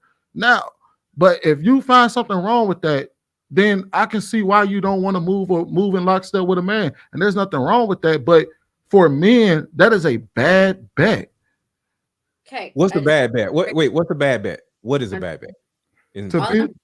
To be with someone that tells you, hey, I see here that you're taking care of all the bills, and I see here that I can do something that can push the family forward with my finances, but I'm going to do what the fuck I want to do with my money. You can't tell me shit about it. That's a bad bet for anybody in a relationship. Even for a woman, if she was dealing with a man and she was doing what was necessary for the family, he was doing whatever the fuck he wanted to do, that's a bad bet for her. That's not what I said. What I'm saying specifically is this. Can y'all hear me, or am I like jet lag? Go ahead. Okay. if a woman is with a man and he decides he wants to pay the bills, he does not then get to dictate what she does with her money. If she decides that she wants to spend her money on her kids and her family, she needs to be able to be making those decisions because that's truly what she wants to do, and not because some man told her to do it. That's what I'm saying. I feel like y'all gotta stop letting these men try to control y'all's minds and y'all thinking patterns. Do you know that you are so much more intelligent than that? Do you know we could rule this world and this nation if we would stop letting men convince us that we need them to make decisions? Wait, Andrea, Why does Do you think he needs to pay the bills? Do you think he Andrea, needs to pay the You bills? hold on. because do you Andrea, can I ask guys you a how question? powerful you are? Stop letting these men convince you that you are not capable of making decisions on your own. They're Can, fine to have, yeah, that's cool, but they're not a necessity. At the end of the day, they need us to procreate, and we choose who we want to be with as Ella, well. leave these women alone. Leave No, Andrea, these I just women want to alone. ask you a question. Can I ask you a question, Andrea? no. Huh? I want to ask you a question. I don't become a creep. Let go. Mr. No. Luca, what are you Do trying to you convince know? her of? Let her be Do, her. do you know how much of a child you actually enjoy being? And if you got with a dude that allowed you to be the child that you are, you would love it. And on the other side of that, you would listen to him because he allows you to be the child that you enjoy being. Do This is you a see? pro.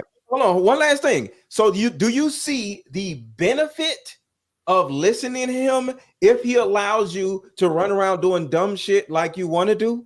Mr. Lego, why are you trying to convince Hold her of on. this, So man? let me just say this, Winnie. When I be talking about men in these relationships, this is specifically what I'm talking about. You are clearly observing behavior that is counterproductive, and you're hitting on her at the same Very time. productive. Like, You this guys, is wild. Like, Her? you this know is what the problem is? Y'all I'm don't know not how hitting on to her. What are you talking about? up and say y'all drive niggas to drink, boy. y'all guys are sick. See, what the problem is, Exactly. y'all Ain't are nobody. I'm not hitting on her. I'm asking an actual question. She Well, don't want you it. said, do she see the benefit in a man letting her be a child and do stupid stuff? Yes.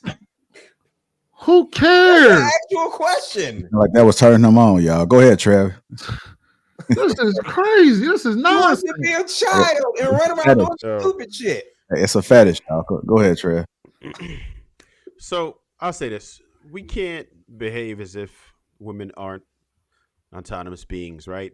They're very well capable of doing what they want to do and being successful at it, right? I've seen this happen many times. Whether they're happy or not, that determines on what they want in their life, right? So a woman can get a job, a woman can move up the corporate ladder and be successful at it and just be content with that, right? And there's nothing wrong with that. And quite frankly, some women don't belong in the dating pool, right? And if they just want to go ahead and date without intention, there's nothing wrong with that. We can't make them do that, right? Not every marriage is not for everybody. Kids is not for everybody. But what we do need to understand is you knowing who you are, knowing where you fall under. What we don't want to see is, like Letko said a little bit earlier, we don't want to see women who have children who shouldn't have children, right? Who don't have the time, who don't have the patience to have children. That's where we need to focus on the most. Keep those people from having children. So just be as responsible as you can so you don't. If you know you don't want kids, it ain't nothing wrong with that. Not everyone has to have a legacy. I don't think that it's ever been like that historically ever, where everybody always had children. Now, if you're going to do that, then there's a certain way you should do that. I do think that you should back it with marriage. I do think you should raise them in a dual parent household just because statistically it's better in every single metric. We understand that. That's the problem that we're having here today. You just need to know what bracket that it is that you fall under and where you feel comfortable and execute that way. And you're not going to have an issue at all. Now, as far as delegating the work, me personally, for me, I know that I'm going to run the household as a man, and my lady is very comfortable with it, right? For her to have the ease of not having to make crazy decisions and not have to worry about money and just working electively where you don't have to. If you feel like it, you can. If you don't, then you don't. right, and not have to worry about it, that works for me, right? I found a partner who that works for as well. You have to just make sure that you find a partner who is on the same page with you, right? Me personally, I think it is a lot more successful if you allow the man to run the relationship, at least financially, and make those type of decisions for the household. If he's trustworthy, of course, he has to be a man of merit, a man who is serious, a man that is about his business. But believe me, ladies, resting in your femininity is the greatest gift you can have. When you have a man that you can actually trust to do it the right way, you are going to feel at ease and you are going to love every minute of it. I promise. Now, if you don't meet that guy, or you don't invite that guy, or you don't attract that guy and you actually repel that guy, that's on you. And then you'd have to look within, if that's what you're looking for, and find out why is it that I'm having some damn, I got loud as hell. Somebody. The fuck was that? Yo, what was that? Go ahead, Y'all can hear me? Cool. Yeah, we can hear you, bro. they just killed my shit. I'll let y'all go ahead. It looked like somebody wanted to respond to it, so I'll go back and forth. No, literally said everything that I said. As long as that girl don't have no kids, let her run around doing stupid shit and being herself. As long as she don't have kids, everything is cool. So, Mr. Lego, then why are you so hell bent on trying to change Andrea on this panel? You literally the system that she's been talking about as far as indoctrinating and all of that. Because she already said that's not the direction she don't want to go in. She already said it. Said everything. I'm not talking about Trev. I'm not talking about Trev. I'm talking about you. Her. Everything Trev said. He was not talking to Andrea. I just said to Andrea. Literally. You were sitting over there saying, don't you know that it would be a lot easier if you just got up under? She already said she don't want to do it. Say that. I said, I literally said, and y'all laughed. I said, if a man, everything Trev just said, if a man allows you to just be yourself, run around, do dumb shit, buy purses and shit, you would be happy in exchange for that, to have that type of lifestyle and not pay no bills. She said she don't want it. The benefit of it, would you listen to him? And it was a question. She don't want it. She said she don't want it. She didn't answer the question because y'all came in. Go ahead, Andrea. Andrea, go ahead. Go ahead. First of all, Sweeney, I don't need you to speak for me. I'm fully capable of talking myself and speaking for myself. Talk to Andrea. This is what I'm saying, okay? I need you to understand. And then we keep using this word, resting in your femininity. Do you know how powerful your femininity is? Don't let these men convince you that a part of resting in your femininity means that you have to be docile and unassertive and unconcerned and uncertain and need them for leadership. Stop letting them get you guys to that point. Do you know how powerful your mind is? Unlock your mind. Allow yourself to surpass a different level of understanding that doesn't involve what men think. And this whole world will be running unanimously and united and peaceful. I need you guys to receive that. Stop letting them convince you you're not powerful enough to take over this whole entire world and conquer it without war. Okay? Andrea, are you selling limitless pills? Andrea, time out. Hold on, can y'all receive that? Hold on. Let Trev go. Is that what you really just got out of my message? I don't think any lady on the panel is going to agree with what you just said from what I just said. I don't think so. Like you say, when someone said, when did I say that women were powerless? My opening words were women are autonomous beings and can be as powerful as they want. But she responded to me because she literally quoted a phrase that I said. So that's what I was saying. So I'm trying to figure out how you got that out of that message, that women are powerless and docile. What does that mean? I never said anything like that. I never took power or tried to take power from any woman. I understand how powerful women are. But what I'm saying is that I also understand that most women are happy if allowed to rest in their femininity. It doesn't mean that you have no say. It doesn't mean that you have no, like you're docile. It just means that you don't have the stress because I'm willing to put the burden on my back for you. And I got you so you could chill. Like, that's what I'm talking about. So your life is easier. Go ahead. I get what you're saying too, Mr. Trev, because it's like you're saying, Andrea's saying like you can rest in your femininity without a man, but you're saying like you can rest in it even better with a man because now you don't got to pay bills and all the other stuff. Like you can just be chilling. Yeah, Andrea. So Andrea. Hold on, y'all. Jasmine. Oh, y'all want to jump over Jasmine? She was talking. Shit.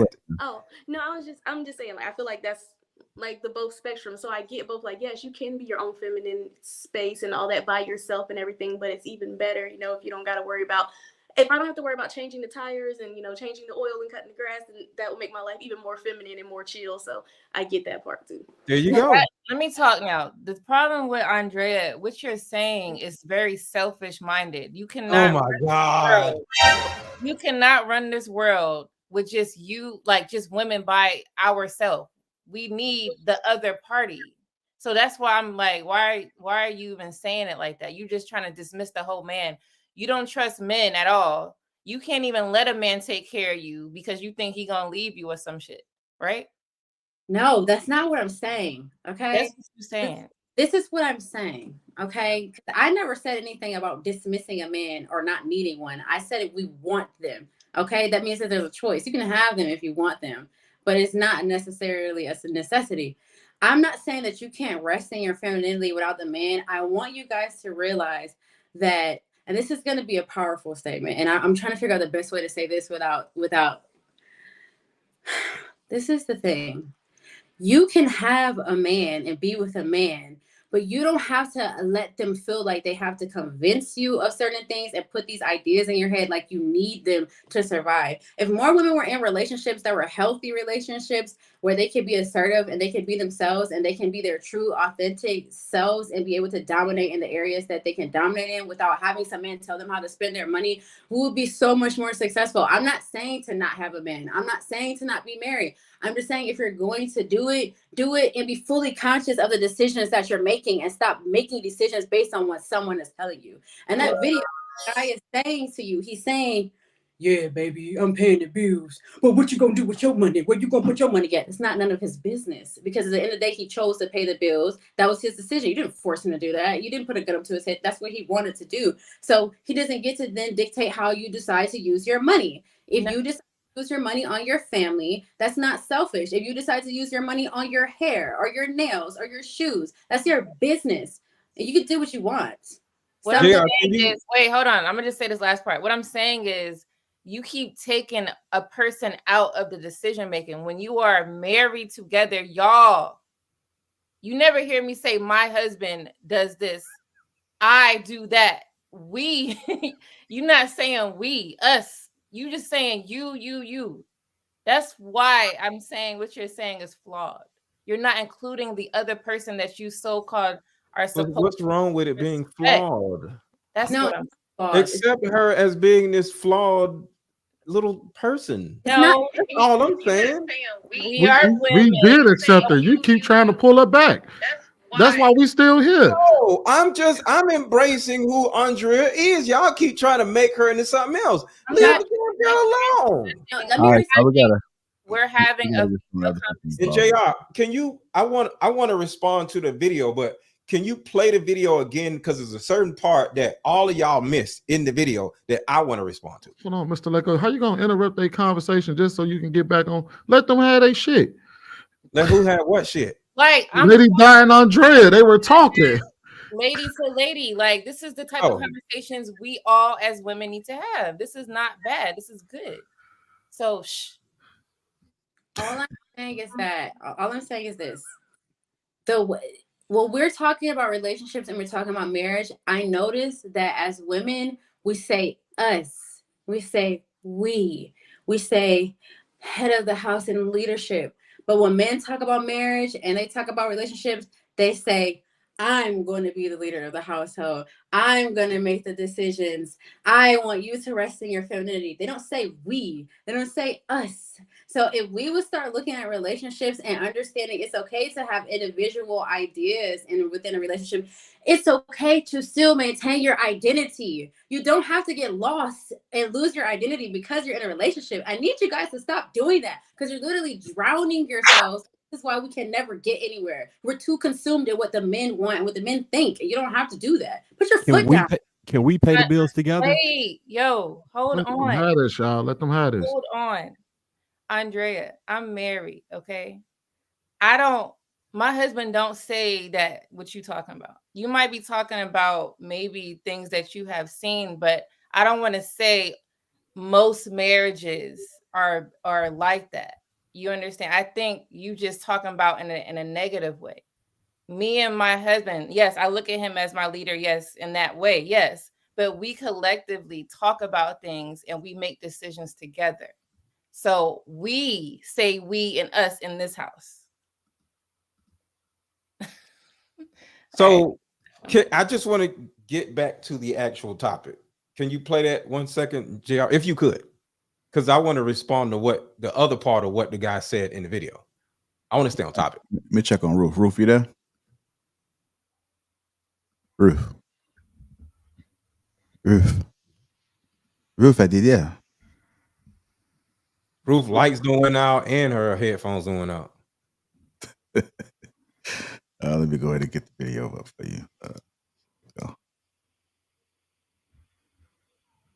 Let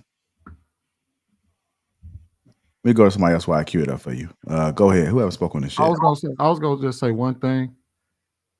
This is why you don't negotiate with terrorists. Mr. Logic, shout out to him for saying that you do not negotiate with terrorists. That's the people you don't pay all the bills for.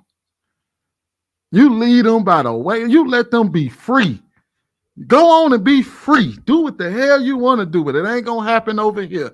We Now don't you get what I'm saying. negotiate with terrorists. That's all I've been saying. Like shit. That's all I've been saying. It's not Y'all even trying hard to make concept. girl. Like, you let her be her. Shit. Well, Let her be her. Somebody in the comments said that being married can enhance you, but that's only if you're married to the right person. And everybody doesn't always do that the first time around, as we know, with divorces and other things that may happen. Like, shit just doesn't work out. So as beautiful as marriage can be, it can be just as threatening.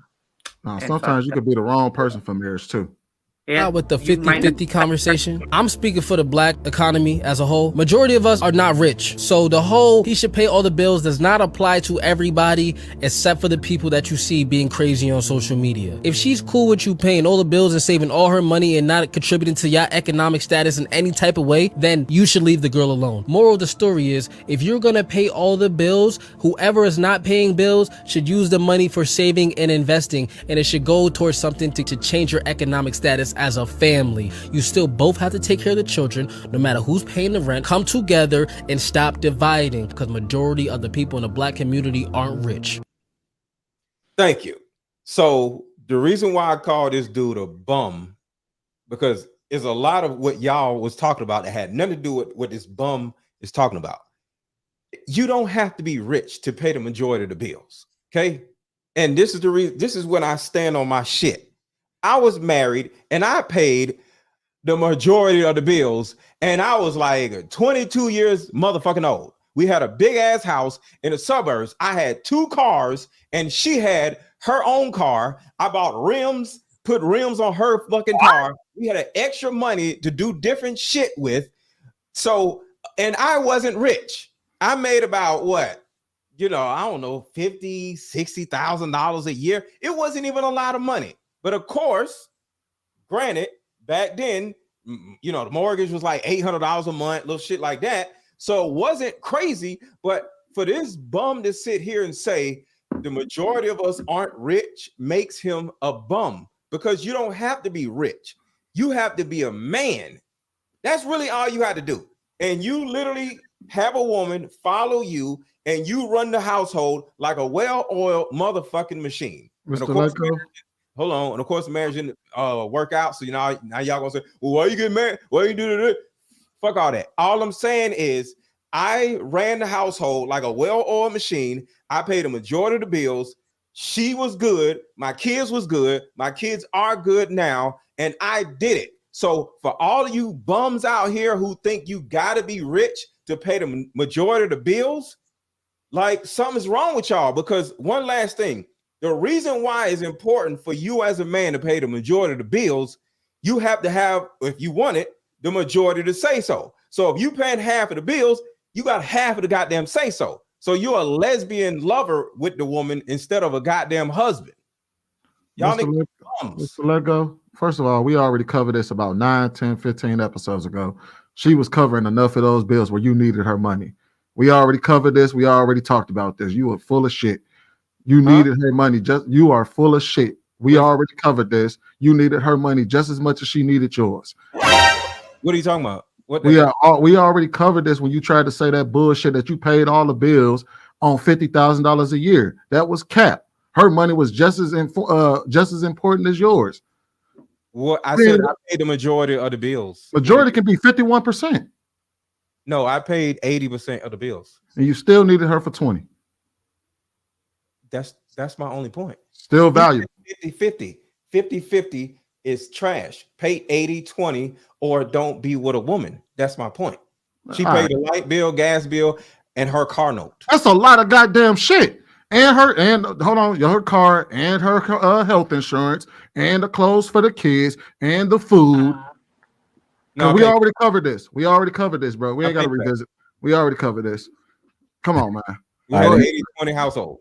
Let me go to get Jasmine in there, Marcus. Nigga be capping, boys. I don't know. I'm at a loss for words, but I don't mind the 50-50 situation. Like if I'm making a good amount of money, but I would prefer the 80-20 situation. Like I would definitely prefer a 70-30 situation.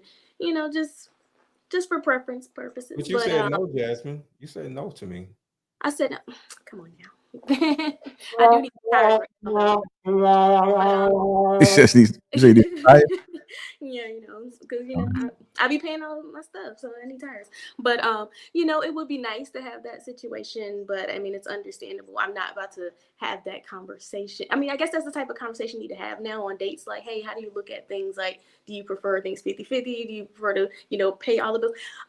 Let me just say this. I feel like a lot of us come from a situation where we haven't experienced, let's say, men that think like you, where it's like, well, I want to pay all the bills, or I want to take care of the home, or like a lot of y'all are married. We haven't experienced husbands yet. We haven't experienced, you know, good men that we would look to as a husband in that way yet. So it's like we've been out here being independent, taking care of ourselves, paying all the bills, doing everything. So it's put us in the space where it's like, I'm okay with 50-50 at this point because I've been paying 100. So it's like anything helps, but it definitely would be nice to be in a softer space where you can be like 70-30, 60-30. Okay. All right. So he was speaking to the majority of people in relationships, right? And I don't think that dude was a bum. I think he was actually speaking to the reality of life, right? What he was saying is the last thing he ended on was let's stop the division and let's come together. And I think it's important to understand why he said that, because two become one. So 50,000 and 50,000 become 100,000, not 50,000 and then discretionary spending for one person. When two become one, you unite and you move through life like that. The reason why I say it wouldn't matter if I was in a relationship, my wife made $100 million and I made 200,000 is because two would be one and the relationship would still function appropriately. Anytime you get into a position where you say, if my wife makes more money than me, or if she is able to contribute to the finances, then I no longer am a man. You setting yourself up for failure, because then you're dependent on making sure she doesn't succeed or do better than you. And that's not the way you run a relationship, where you're competing and trying to make sure you keep her under thumb and limit her success. If she has the opportunity to excel, you encourage her and you support that, and you do your thing as well. I don't think it's healthy to tell people that they should hope that the person they with is always in a lower position and not want to elevate them. That's not supportive, and that's not how functioning people who want to see the best for each other would move, right? So no, I think he's right. I think it shouldn't be a 50-50 conversation. It should be a one household conversation. You both have to help with the kids in this day and age. You both have to do certain things. It's a one household situation. And this whole 50-50 creates a division. Matter of fact, 50-50 is division, but you know what? It equals out to one. Back to that. 50-50, it equals out to one, which is the only thing it should have been. Go ahead, Pink Pineapple.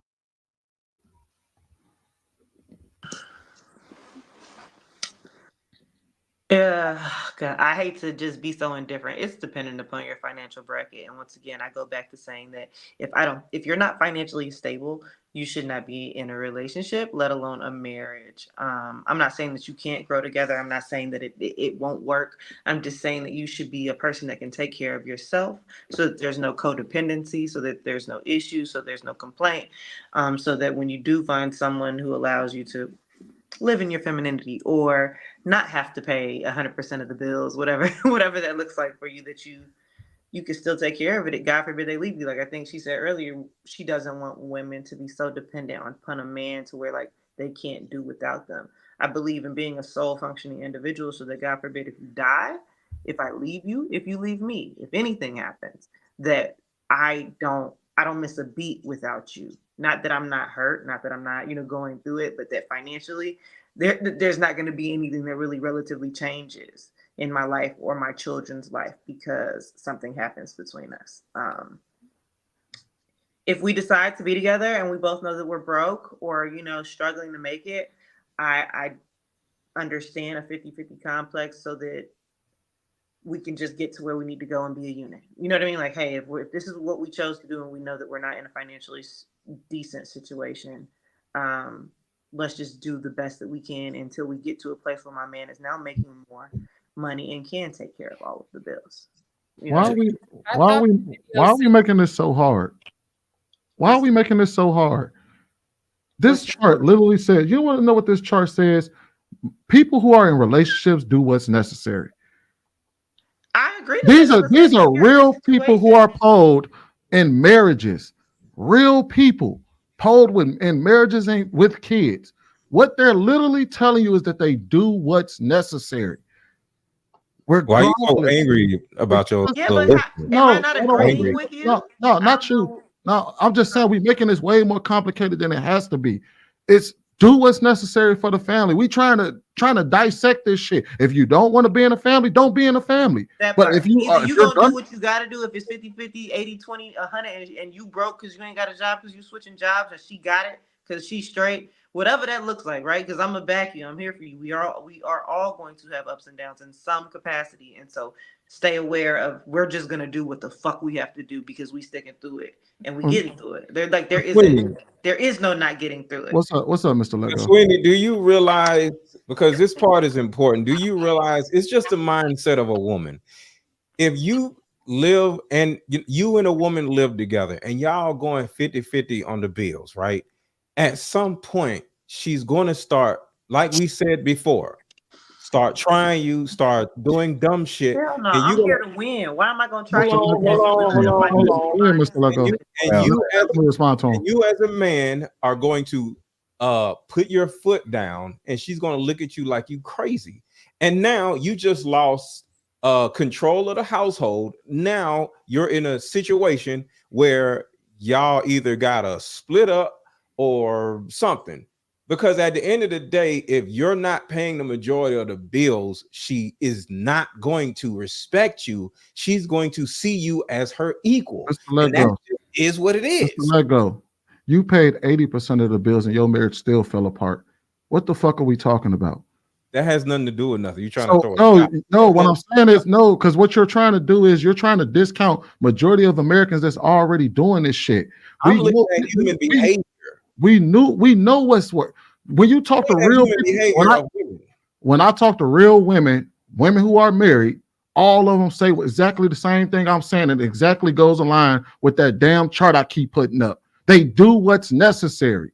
We keep doing this bullshit. Like, if that's the type of women that you've been coaching and talking to, and that's the mindset that you have, fair. Those are some women that there are a lot of women that behave that way. I'm not denying that.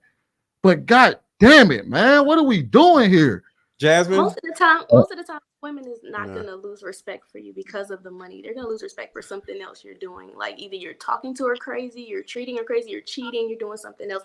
That's when she's gonna start losing respect. And then she's gonna be like, "How dare you cheat on me? And you're paying 50% of the bills." Like, so it's like you're gonna, that's gonna be the teeter. But as long as you good, kind of understand what I'm saying, Jasmine, right? Yeah, but long as you good and you're treating her right, she ain't gonna care if you drop down to 40-30 and you only paying. Yes, she will. She gonna disrespect you because I know I'm gonna disrespect you. Thank you. I'm not gonna disrespect Thank you, Aunt Drea. Yeah. Thank you. But that's why she's not with nobody. Roof, I That's why want she's to not get with Roof. nobody. I'm not Who with says anybody. that y'all People stay ain't in And this women is position going forever? to happen, bro. I accept women for who they are. They're going to act crazy at some point, and you're going to have to be like, yo, what you doing? And if you paying 50 or 40% Hold of on. it, she going to be like, who the hell you talking to? Hold on, y'all. Let me get Roof in there. Go ahead, Roof. You got something to add to this conversation? She's a runner. She's a track star. Come on, Roof. You can do it. We believe in you. She might be struggle streaming a little bit. I'll say something real quick. I thought the video said that he pays all the bills. Why are we talking about 50-50 and 80-20 and 70-30? Because I think in the beginning, I think he was saying, let's stop the He said the majority of the bills. It was all about 50-50. Yeah, he was saying, let's stop the 50-50 talk. And then if you really think about it, most people should just come together instead of Because trying we're not rich. And we're not rich. to keep trying to go back. That's But a I, negative. That's a negative in the first place. You're rich. You got to say that you're rich to be rich to receive. No, rich mean there's words mean thing. Rich is actually rich has a definition to it. We got to stop this shit. Y'all know exactly what he meant when he said we not rich. Rich Come in on, favor, y'all. love and That's different. All I'm saying is, And then after that, he said he pays all the bills. Y'all can do it. Come on, y'all That's believe wrong, in it. though. well, that's why it's important. I was going to say that's why it's important to just vet properly because, like, there are some women that do have that mindset, and it's unfortunate, right? The examples I've seen, people came together. People came together and they made it work. But unfortunately, in this time that we live in today, there are some women that actually think like that. That like they will lose respect. They do have these expectations for men, and it's up to you to be able to make sure that you don't line yourself with that. But All I'm saying. But I agree with people on the panel. I won't say most because I haven't spoken to everybody, and I don't know how their households are ran. But you do have some women that have no problem. Even some of the women on the panel, they say, "I'm still stick with him as long as he's a good man, good character, integrity. Take care of the kids, hold down the household. I'm gonna ride with him." And to Sweeney's point, that does exist. So every woman don't think one way or another. And it's going to be up to you for you to choose which path you want to go because you can go down the path of trouble or you can go down the path without those headaches. But at So some you point, you're going to saying- act like a child. So Pink Pineapple, you saying that if your man didn't have a job, he lost his job, and for the next 5 years, he wasn't able to get that, that type of job to help more substantial bills. You were primarily paying like those heavy bills by yourself, maybe had to work overtime. I don't know. You would be okay with that for 5 years? I think that I wouldn't be with a man who wouldn't have another job in 5 years. That he has a certain level of determination, education, or trade to be able to do something where he would be able to cultivate some type of revenue. So I would be. So that's the thing. Like we're talking about. But would I wait 5 years? Could I wait? Yes. In a lifetime, I'm not gonna lie and say that I wouldn't wait 5 years. I'd hate for 5 years to be a differentiating factor when we can benefit so much more beyond that. If this man is building towards something, I see his growth, I see what he's capable of, and not just wishing this on him, that I know his greatness. And by trade, unfortunately, I feel like men can easily make 10 times more money than women. He's going to be able to find an opportunity to help benefit us at some point. And if it's 5 years that's taken out of our life where I have to commit to ensuring that our family is solid for 20 more years or 30 more years or 50 more years of him making sure that I'm fine, I'm willing to stay for that. I do want to add this too, because I always go by the spectrum, right? And if I had a choice to be on which side I want to be on, whether I would rather be on the spectrum of making more money, then that's the side I want to be on versus not making. So, but can it work? Yeah, it can work. But I think a man's mindset should be always to continue to grow. And then that way I think that he can eliminate a lot of things. I don't believe that men should be stagnant and they should get complacent. I still think they should always have that growth mindset, like no matter the situation. And I think 9 out of 10, everything will be okay. Like it shouldn't be so hard for you to think not to grow. It should just come natural. Unfortunately, it doesn't come natural to everybody, but if I had a decision, if I had which side to lean on, I'm gonna lean on the side where I want to try to get to the bag. I want to try to grow. I want to try to keep elevating in life no matter what it is. But won't most men would stay with a woman who didn't have income for 5 years because they're the providers and the protectors? We assume that they're supposed to be okay with it regardless. I think not being driven, motivated, dedicated to something in your life, especially if you don't have kids, something that either you're passionate about or just something that is paying the fucking bills just in case something happens, like that shit, you should have it too. Like I would hope that a man would stick with me for 5 years if I was like, okay, I need to go to school. I need to go back to school. I need to figure out a trade. I need to pass this. I need to get rid of debt. Whatever my reasoning is behind why I'm trying to build myself to be better. I think it's something small to a giant. I would hope that I would never pick someone that it would take 5 years with, but with the economy and everything that's going on, who knows what that looks like.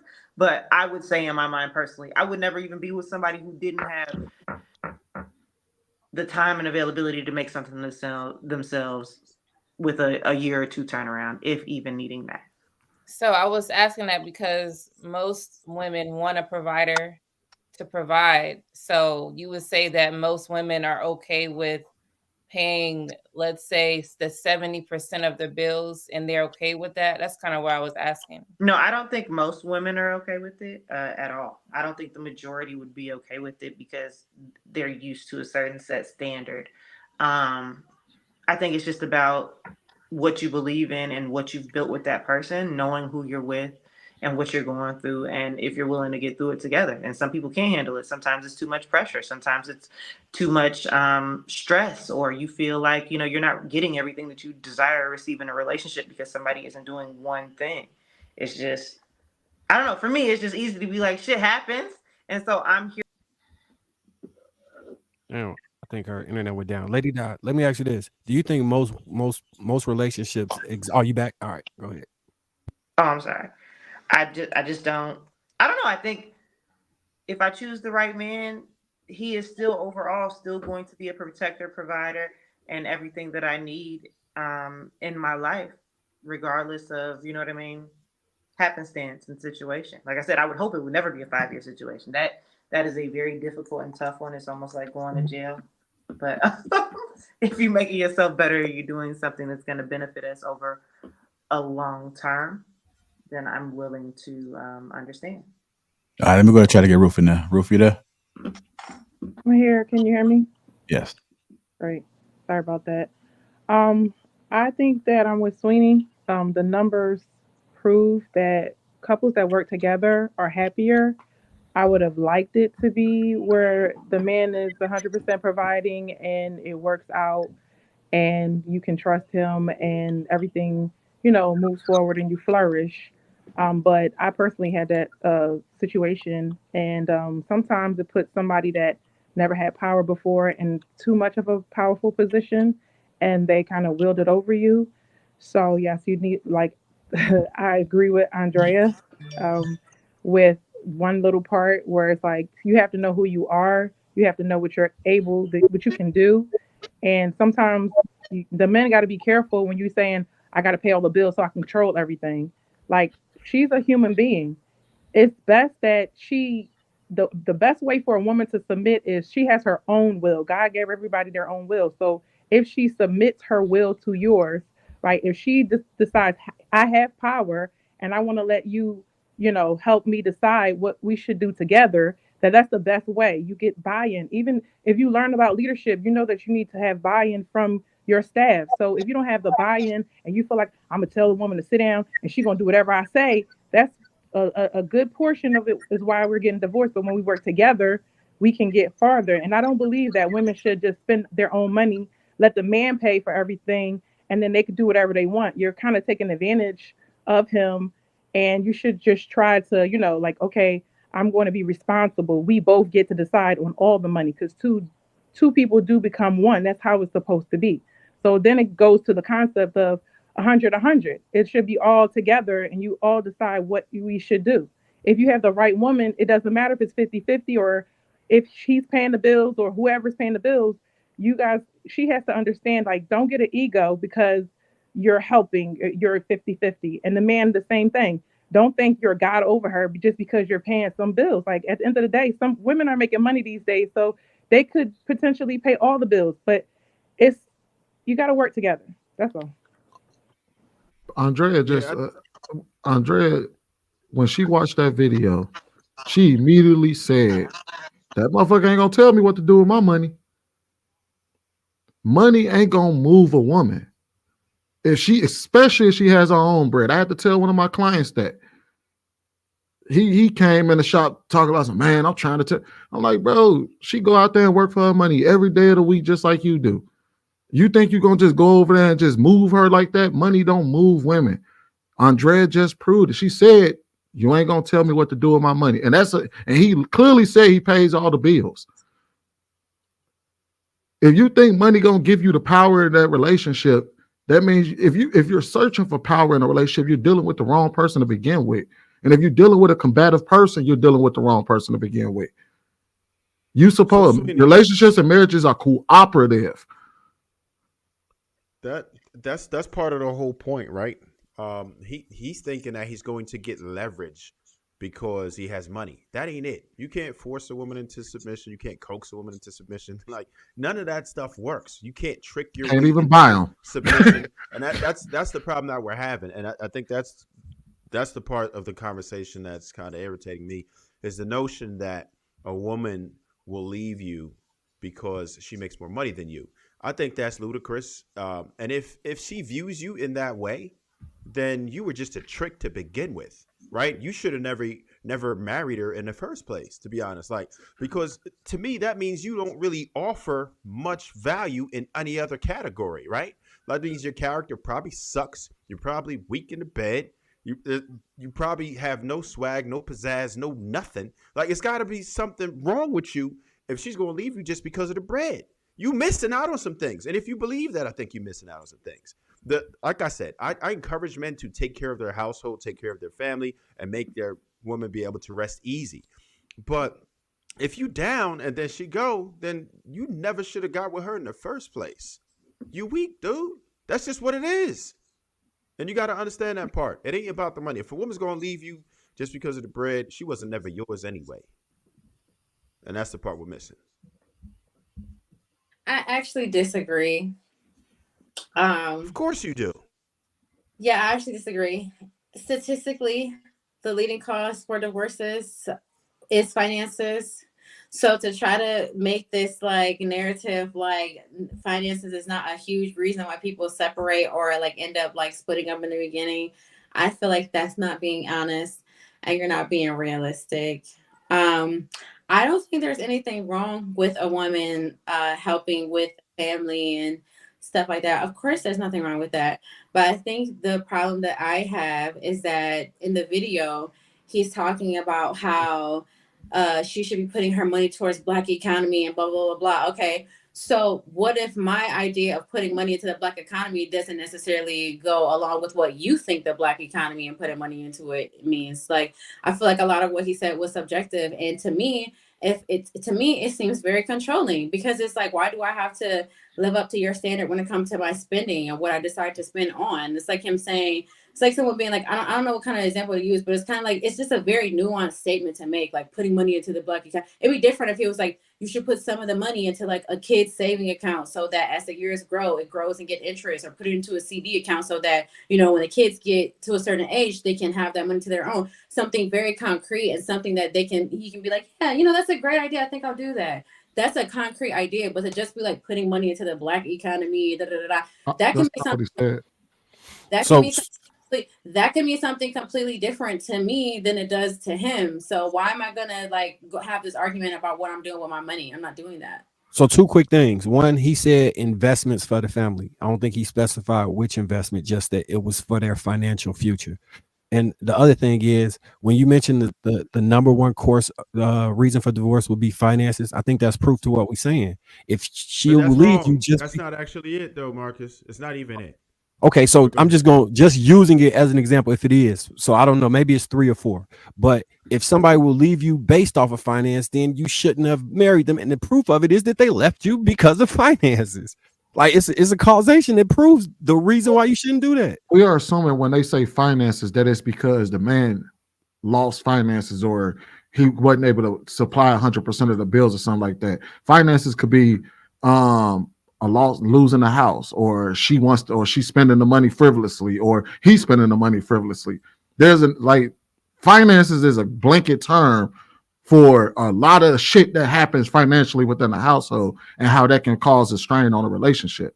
So I don't think him not paying all the bills is synonymous with divorce rates happening because of finances. It may be a factor, no doubt. Like that definitely falls under the umbrella, but it's not the umbrella.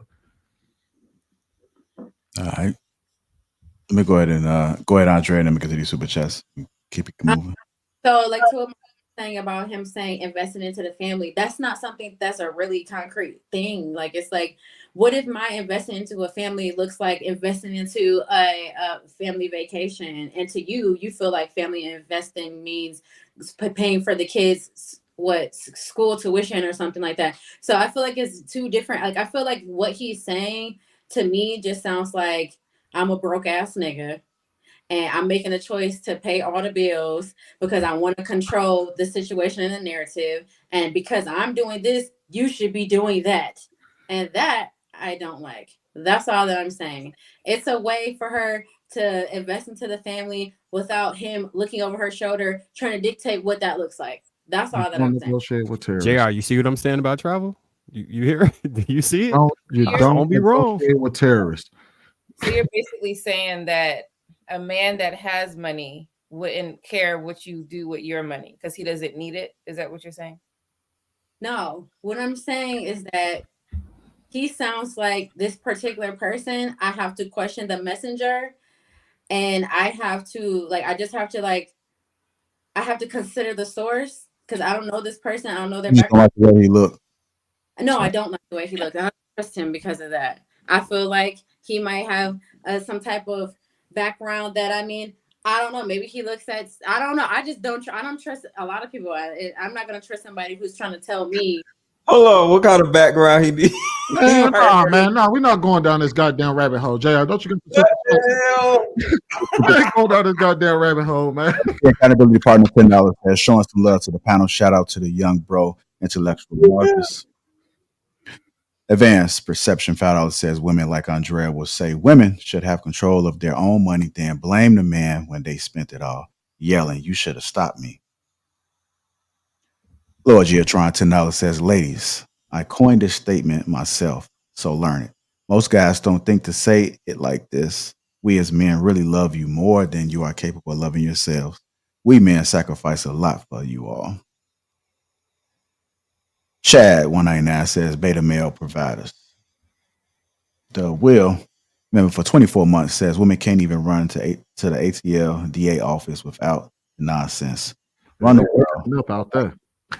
They been cutting up. Accountability partners $5 says James got him a good one. I love you, Lady Di. I love the little shots and the big ones too. You're so dope. Chicago Gorilla gifted one Lapeef Network membership. Salute to you, sir. AP Accountability Partner $5 says Marcus for the win. Drama Therapy 499 says Mr. Let Go giving marriage advice for a marriage he failed at. How does that make sense? AP Accountability Partner $5 says Sweeney got him. Nice, sir. Good call out. Heart emojis. AP Accountability Partner $5 says hell yeah, JR got in his Yoda bag. Knowledge and wisdom. Kenna $5 says Sweeney, you my hero, bro, but not sparing that rod tonight. Let Go eating crow tonight. Pink, you leaving clues. What do you think this is? I don't know what he thought. That did pause him up though. He said, "Wait, huh?" He said, "Eating crow tonight." Kendall $2 says Andrea, wake your young ass up. She's the same age as me. Y'all better stop it. Marcus says no one is even considering what kind of money is needed for retirement. Harrison Davis $5 says salute. Kenneth again $2 says Ruth trying to change the pecking order, shaking my head.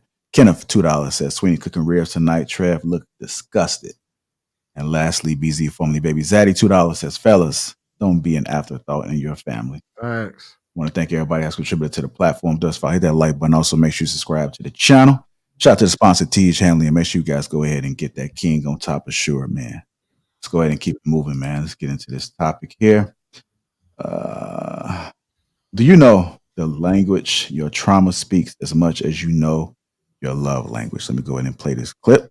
You ask the average person what their love language is, it's a good chance they'll be able to clearly articulate to you what they understand is the language that their heart speaks or how they respond when they get what they desire. But if you ask those same individuals, what is your trauma response? Or what language does your pain speak or your stress speak? They will hesitate, they will deflect, or they won't be as responsive. What if we placed just as much energy into what we understand we need as how we respond when we don't get what we need? If we became more aware of how we respond when we don't get the things that we desire or when we may be triggered, we will have healthier relationships, because the best thing that you can bring to any relationship is a better version of you. The best thing you can give someone else is self-awareness and accountability. So I'm all for love languages, but I want you to also be well informed of your trauma responses and your pain points and the language that your stress speaks. Because there's a good chance in your relationship, in your covenant, they will encounter you more times than not when you don't get what you desire. And you need to, and your partner needs to know, who are you when things don't go your way? Let's go ahead and hop into it. Do you know the love language? I'm sorry. Do you know the language your trauma speaks as much as you know your love language? Where to go to you first, Marcus? What are your thoughts about that, sir? I think so. When I talk about parameters and guardrails around relationships, I think that's kind of in the same stance, because he's saying once you get upset, the way you respond, or when you don't get what you want, or when things aren't going your way, the way you respond is what really can determine how a relationship being successful or a failure. And it's a lot of people that when they don't get their way, they get an attitude. They might stump out a room. They might curse you out. They might call you all type of names. I've heard of people using I've heard of people using your secrets against you and all type of like just the most hurtful things that they could do. They might even cheat on you just because they mad and upset and all those things. What I always recommend is understanding that you need to put guardrails up for yourself so that you don't find yourself in a situation where you say things that you can't take back. Because once you put that out there, you can't drag that back in. It's just gonna sit. And even if you move past it, it's still in the back of that person's mind that you actually think this about them. You can say whatever you want hurt to somebody, and they may not ever truly forgive you for saying that, or ever think that you were just saying it because you're angry. And that trauma response is one of the reasons why a lot of these relationships break up. And if you're in a position where you're constantly engaging in that, it just like love can be reciprocal, that trauma and anger can be reciprocal, and you'll just be hurting each other and one-upping each other, hurting each other and one-upping each other. Hopefully the relationship ends, but if it doesn't, it might result in violence or worse. So yeah, I absolutely think people need to identify their trauma response. What I try and do when it comes to things that may bother me is I create a filter in my brain. So I'll hear the information, set it in a room, and then run it through logic before I respond to this. Did I hear this correctly? And what is my desired goal that I want to communicate? So I don't just shut up. No, I try and hit that person fully out, take time to formulate something so I can get whatever it is I'm trying to get across, matching my end goal. But yeah. Okay, Marcus, the power of listening, man. I don't think people are self-aware about that. Pink Pineapple, you there? I'm here. All right, what are your thoughts about this, man? I do think you need to know what you can know. We're ever changing people. And so, as life goes on, we still experience things that don't sit well with us, that may trigger us, that may affect us negatively. I'm not always going to know everything so matter of fact. You know what I mean? Like, I know some of my childhood traumas that I can advise my partner of, or the person that I'm with along with my love languages and why. But I think it's too many different factors to just continuously know. It's just being aware, you know what I mean, and letting people know when things do affect you or bother you. Like, I just want to be consistent. I just like, if I'm like, you know what, this never bothered me before. I was never a jealous bitch until you said some weird ass shit to me the other night that made me think that maybe you doing some wild shit. You know what I mean? Like, I need to be aware that, hey, that's something that's affecting me now that may have never affected me before. I'm not a jealous person, but now you're treading on a thin line that makes me feel this way. Of course, it's a feeling, and I have to be aware of what is it, intent and impact, right? Like what you did in comparison to what you were really trying to do, or what you did not knowing how it affected me. So I don't know. I want to stay conscious of my triggers so that I can let people know. It doesn't mean that they're always going to address them appropriately. You can try your best when loving and being in a relationship with someone to try to cater to their needs, their triggers, the things that, don't sit well with them. But we're human. Shit happens. People are going to fuck up. It's about giving grace, but then also just making a constant effort to be a little understanding and empathetic. All right. I was gonna say to Pink Pineapple, I agree with that. Like sometimes you're not gonna know your traumas and everything and your triggers until you get out your parents' house. Because sometimes your parents' house could be the cause of you having this trauma anyway. So you're not gonna just learn and be like, oh yeah, I need to go to therapy. How the hell you gonna know you need to go to therapy if after you leave the house you go straight to school or work or whatever, and then you continue doing your routine and your pattern? Sometimes you're gonna learn by getting in a relationship. And you're gonna be like, damn, that shit pissed me off. Like what he's saying sounds good, but that means that he should suggest right after high school, everybody should go into therapy. So maybe that person can help you figure it out.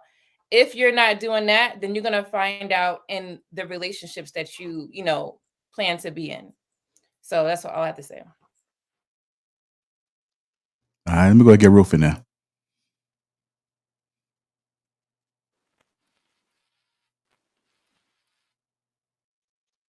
You back on mute again. We can't hear you, man. Just unmute. Yeah, there you go. So how I think is that your trauma is the negativity that you give, Hold on. and your love language is what. Hold on real quick. Yeah, a lot of static. Let me see. All right, try it now.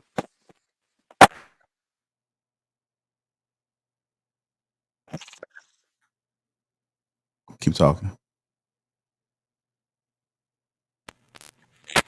So I was saying that the I don't know trauma what is happened. the It was negativity. good. It was good at first. I don't know what you did that was different. Did you do anything that was different? Is that it? Is that it? Okay, I put them back in. No, I meant like when you came back about 10 minutes ago, it was decent. Better now. Can you take the headphones out and just use your phone, Ruth? Can you take the headphones out? Uh, You hear me now? no, it's coming in bad. How about? Because when I took them out, that's when you said. I think she got an iPhone, and StreamYard don't work very well with Safari. It worked fine. I think it might just be Take the internet. headphones out and just talking to your phone. I don't think she's not winning. It don't matter if you take it out. I just think she's not winning on the signal side. I just think it just causing all type of Yeah, that could be it too. yeah. It was working fine when you came back, so I don't know. I don't know what happened. I'm not talking about within the past 5 minutes. I'm talking about when you came back on the last topic. You was A1. I don't know what happened. If you changed the setting, did anything? I'm gonna just come back. No, we can't. We can't hear you. I'm gonna come back to you. We'll see if we better get it sorted out. But go ahead, Andrea. Well, I think that this is what I have been saying this whole time, to put yourself first and make yourself a priority, and finding yourself and grasping a hold to your identity before anything, or pursuing anything, or putting somebody else in your life as a priority. So this is aligned with what I'm saying. I also think that being the case, I feel like when we're having certain discussions and we're giving our personal experiences of things, I don't think that it's okay for people to throw different life experiences at other people's face just because they disagree with a talking point that you may have.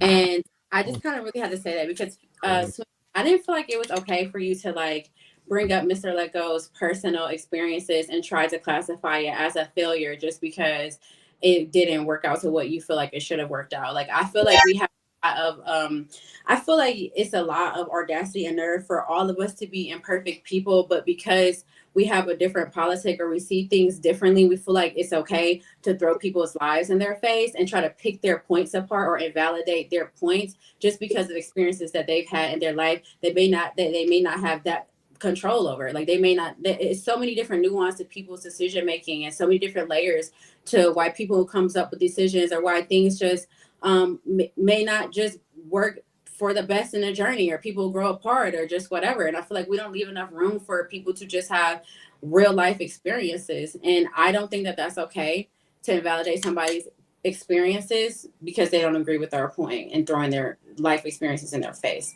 I think that that's low hanging fruit. Thank you, Andrea. Sweeney, you invalidated my feelings. I don't give a damn about your feelings. I give a damn about the truth. Well, Okay. That's the reason why Sweeney is and we are who we are, Andrea. Okay, like Andrea, like, how do you feel about the topic? That's how I feel about the topic. I feel like Right. That's how she feels.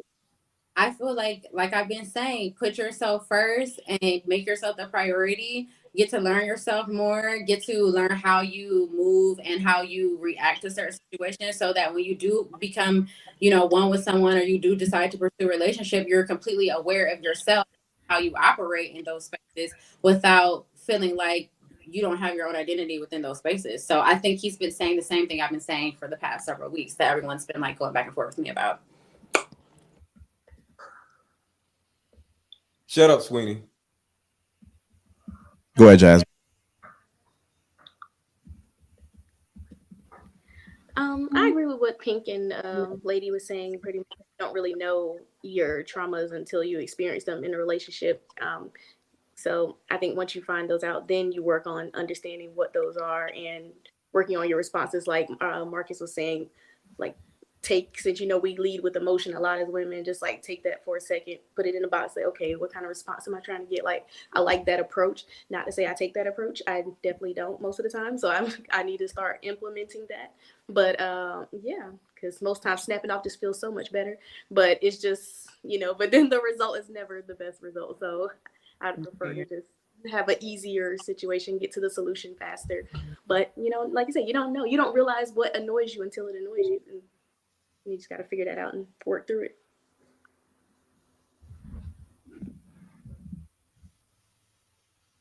All right, go ahead, Lego. All right, what the video said, I think it really spoke to me. I think it was dope. Somebody's unmuted. I don't know what it is. Nah, nigga, you just loud. Can you mute up, sir? Yeah, I got you, man. You keep making noise. So I love what he just said, right? Because we love sitting around talking about the flowers and bunnies of life, but I love not talking about trauma, but I love considering trauma. So when you look at what he said, I have to look at myself and how do I respond to trauma, or what is my trauma response? And I had to think about it. And I have an acceptance of my own flaws and people's flaws.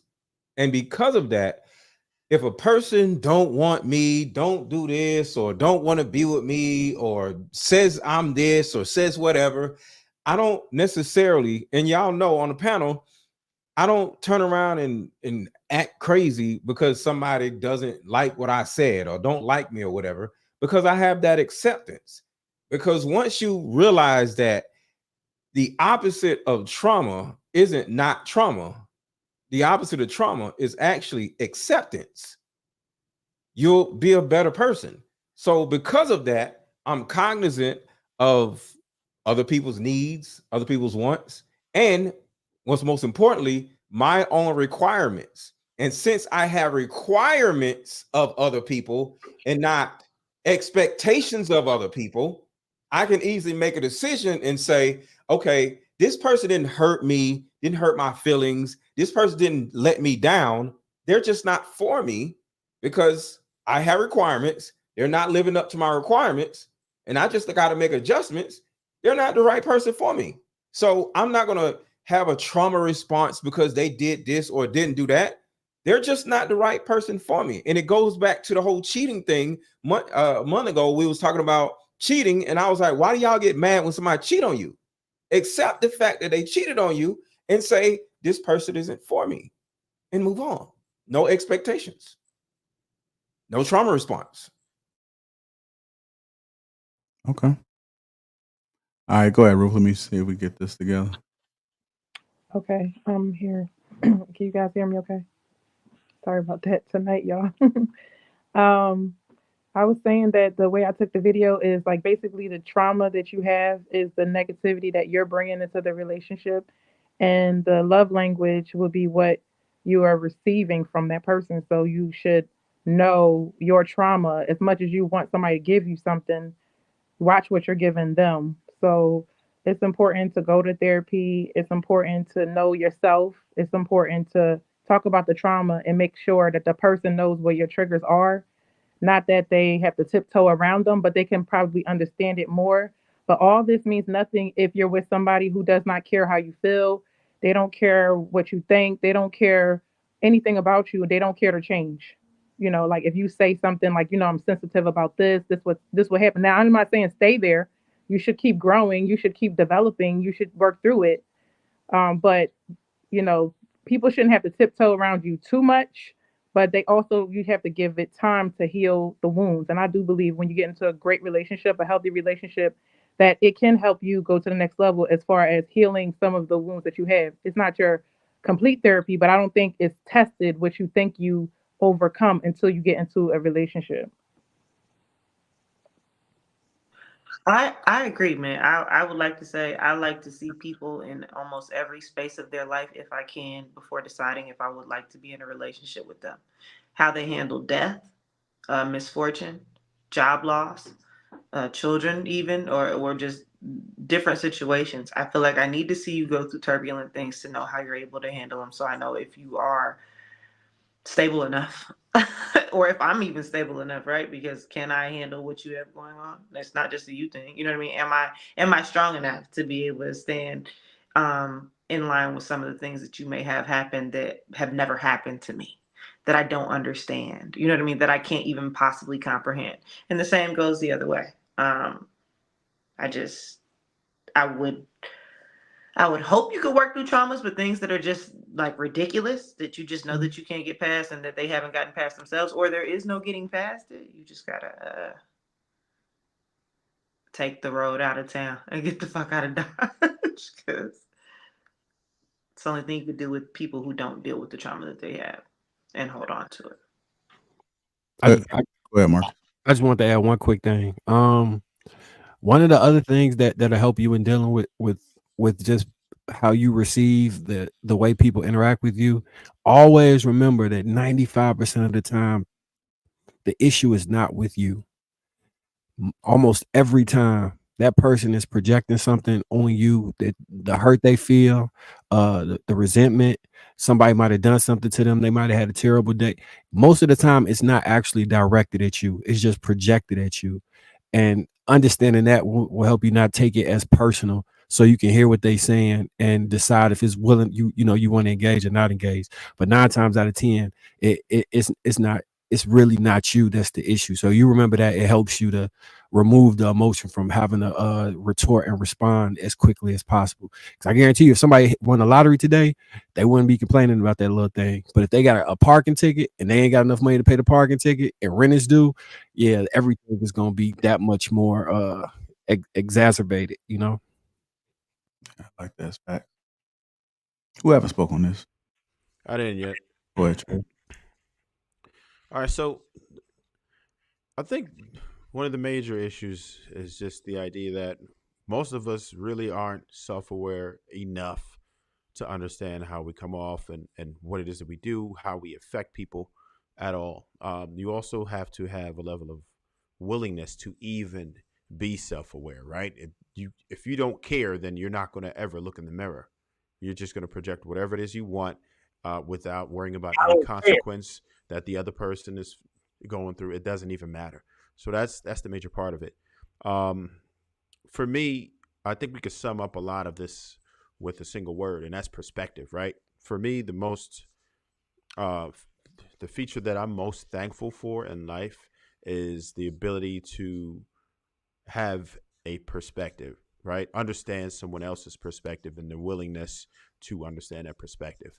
Because when sometimes people are lashing out and they're hurting, you don't know why, but through sometimes experiences, wisdom, just talking to people, you realize, you know what, I could kind of see why they may have reacted like that. And kind of what Marcus was alluding to just now is like, if you just take a look to see like, damn, okay, why did they do this?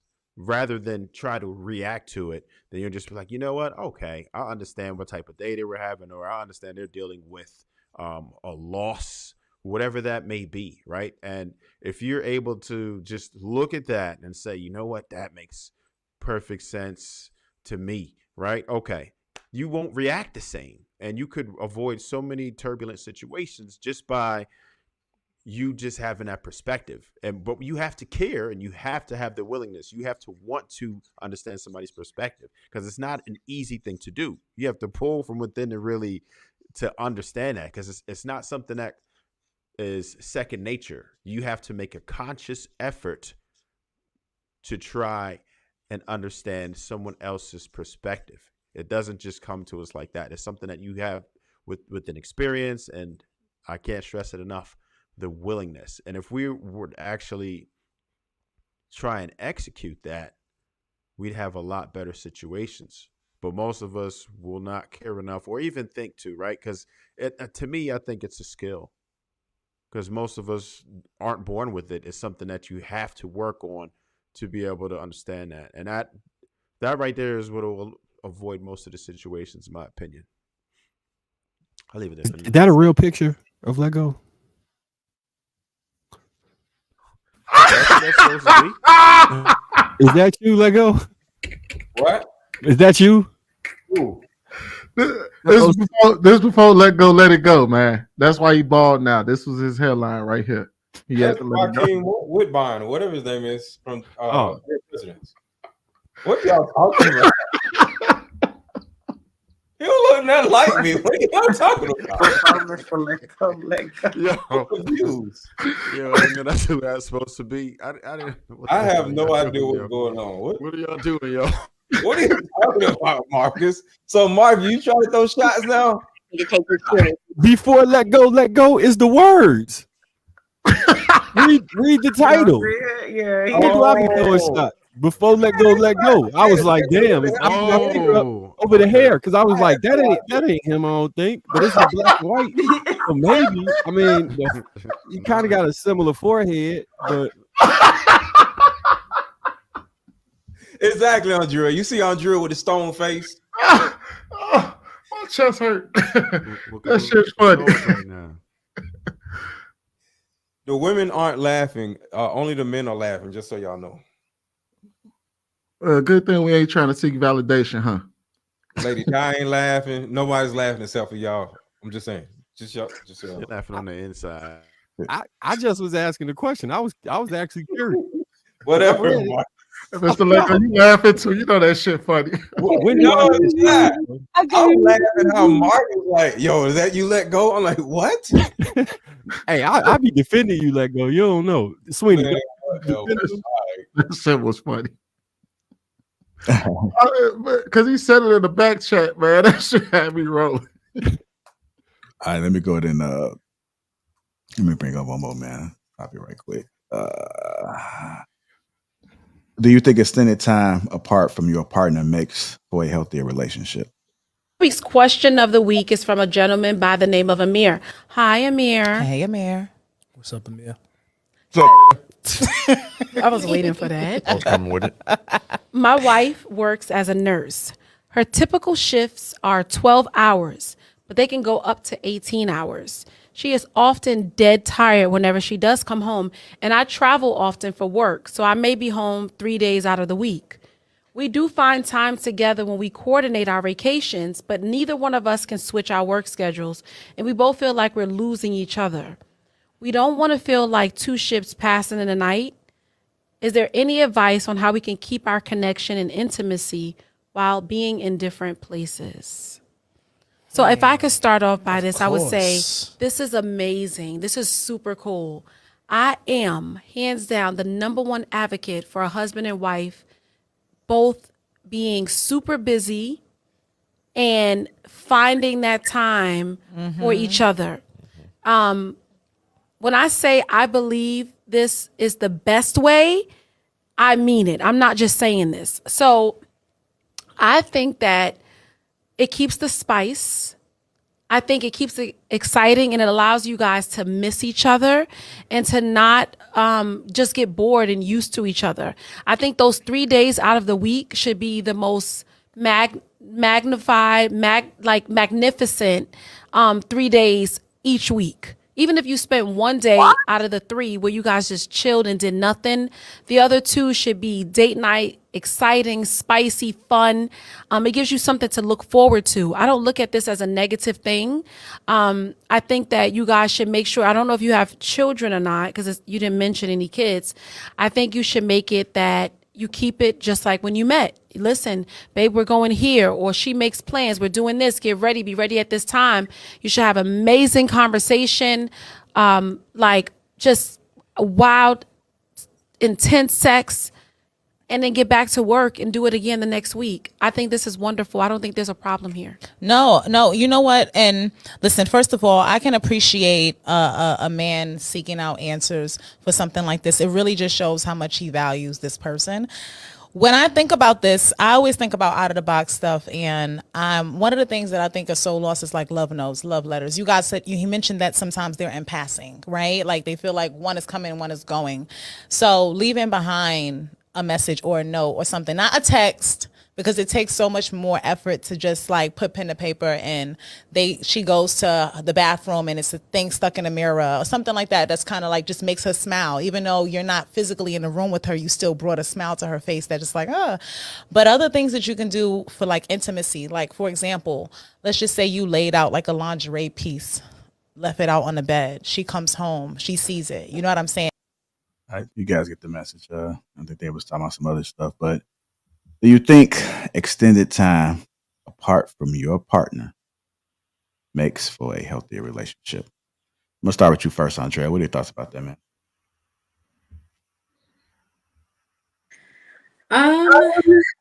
You know, I don't know. I would disagree with them. I think that like I don't think it's anything wrong with having excessive amounts of time with your partner if y'all get along. Um I think that it can be so much more simple. Like I feel like people put so much pressure on situations instead of letting things naturally be organic. Like I feel like when I am close to a person, like especially within a relationship, it doesn't really, to me, it's not so, it doesn't require much effort to enjoy each other's time. Like all of this, like, every, 2 weeks out of the week, yo should get dressed and go this way. Like I'm kind of like, to be honest, I like to be at home. Like I'm a homebody. Like I would much rather be at home and order some DoorDash and watch a good movie and smoke some, I don't really smoke, but wine or something like that. I mean, y'all ain't never, I mean, I guess it's, I don't know how to describe it, but like y'all never, I'm sure you've experienced it, but like y'all never been like in a relationship where it didn't require much, like it wasn't that much effort for y'all to just enjoy each other's time and enjoy each other's comfort and be so close to one another that it doesn't feel like you're trying. It's just kind of happening. I think it's so simple. I have, but I will say, and this is just me, okay, my personal experience. Smoke weed every day. I've had better long distance relationships than I have on site. If that's the best way I can put it. Mostly to me, like I've just always had, because I think distance does make the heart grow fonder. I think it gives us that flexibility. I think it makes us desire each other even more when we do see each other. And as grown-ups, get to see each other as much as we would like to until either one person transitions to another city or town, or like whichever way that goes.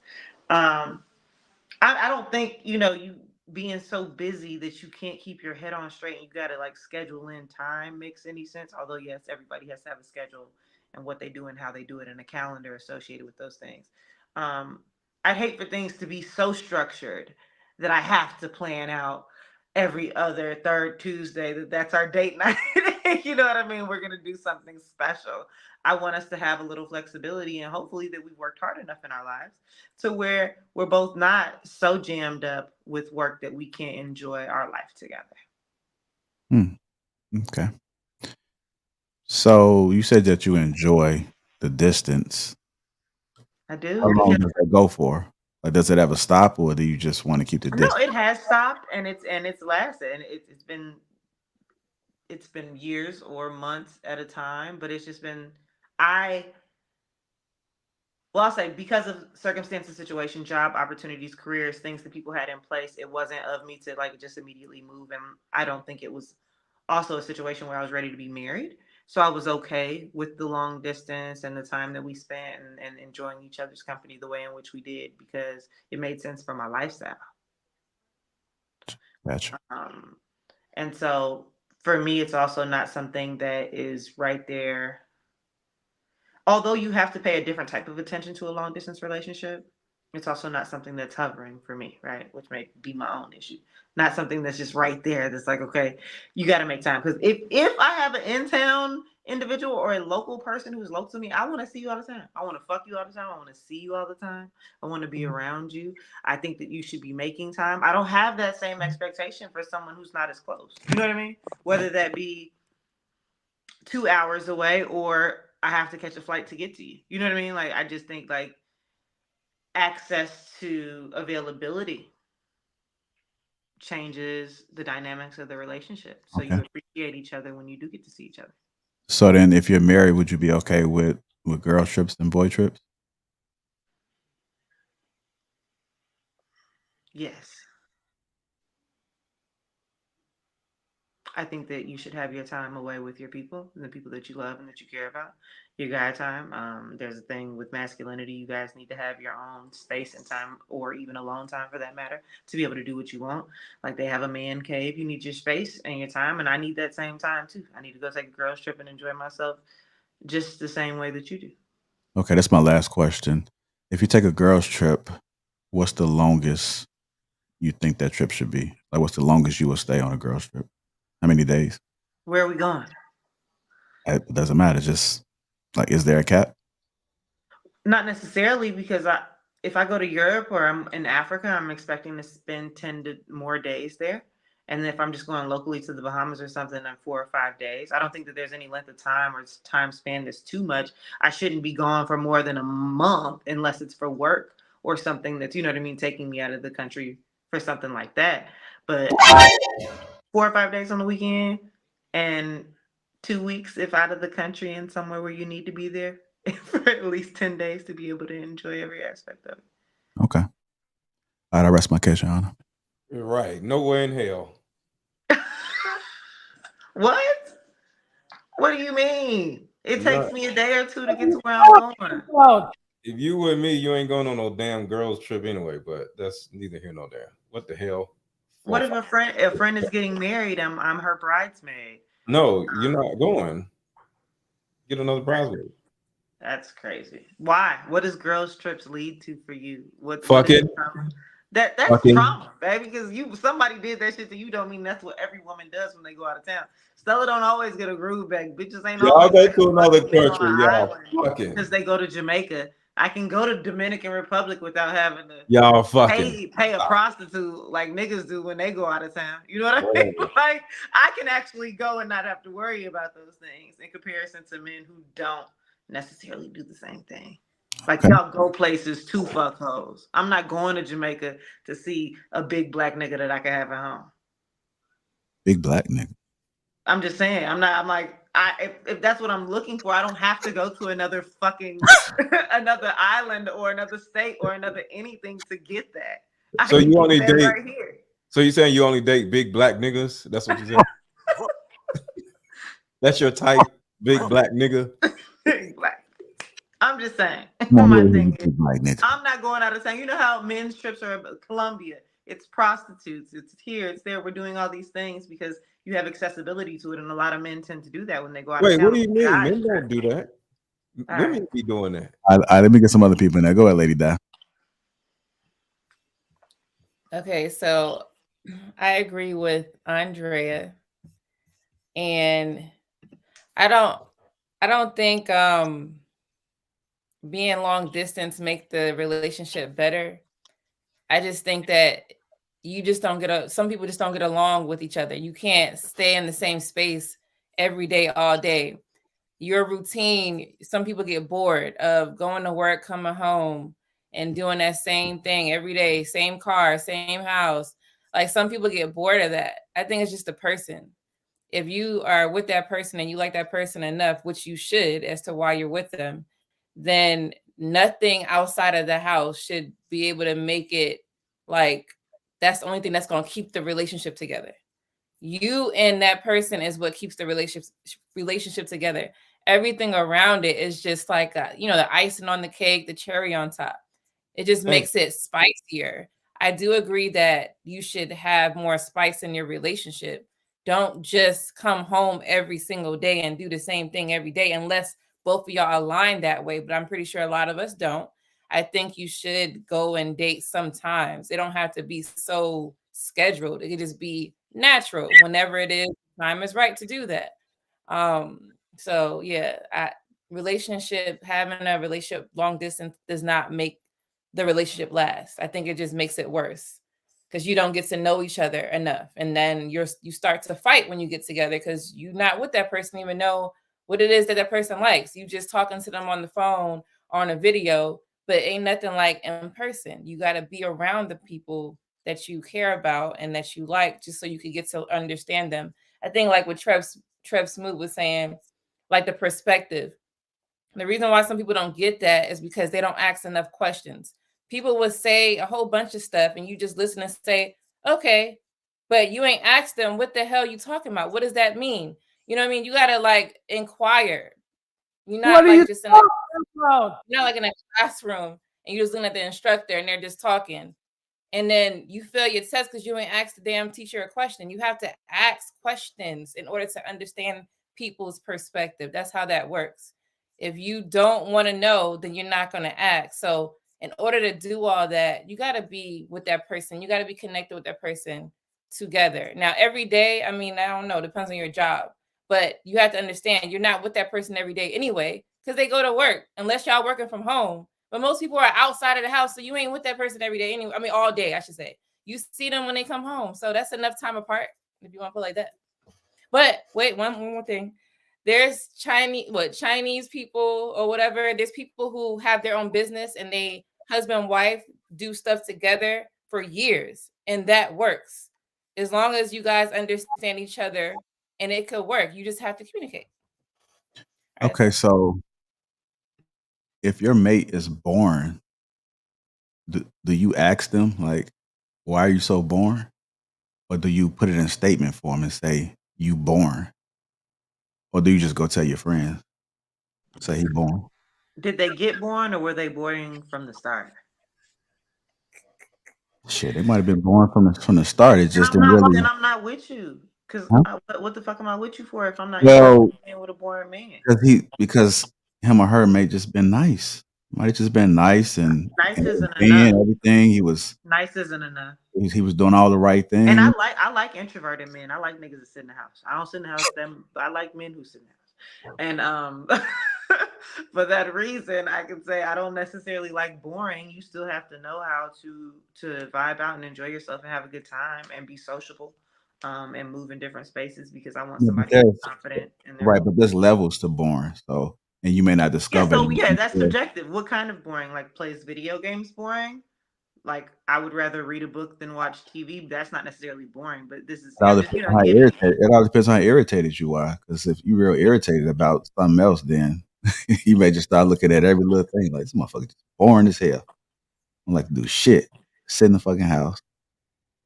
But why'd I get him? I must have liked some about his ass sitting down. I'm just talking shit, man. I'm just. I'm like, I must have liked his ass sitting down and being good and staying at home. I love it. Okay. All good. Ruth, it came back. And it came back. Like your shit fine. It did. Cooking. And that grease down is popping over here. Sound like some bugs or something. Look, the mosquitoes in that light, ain't they? That's right.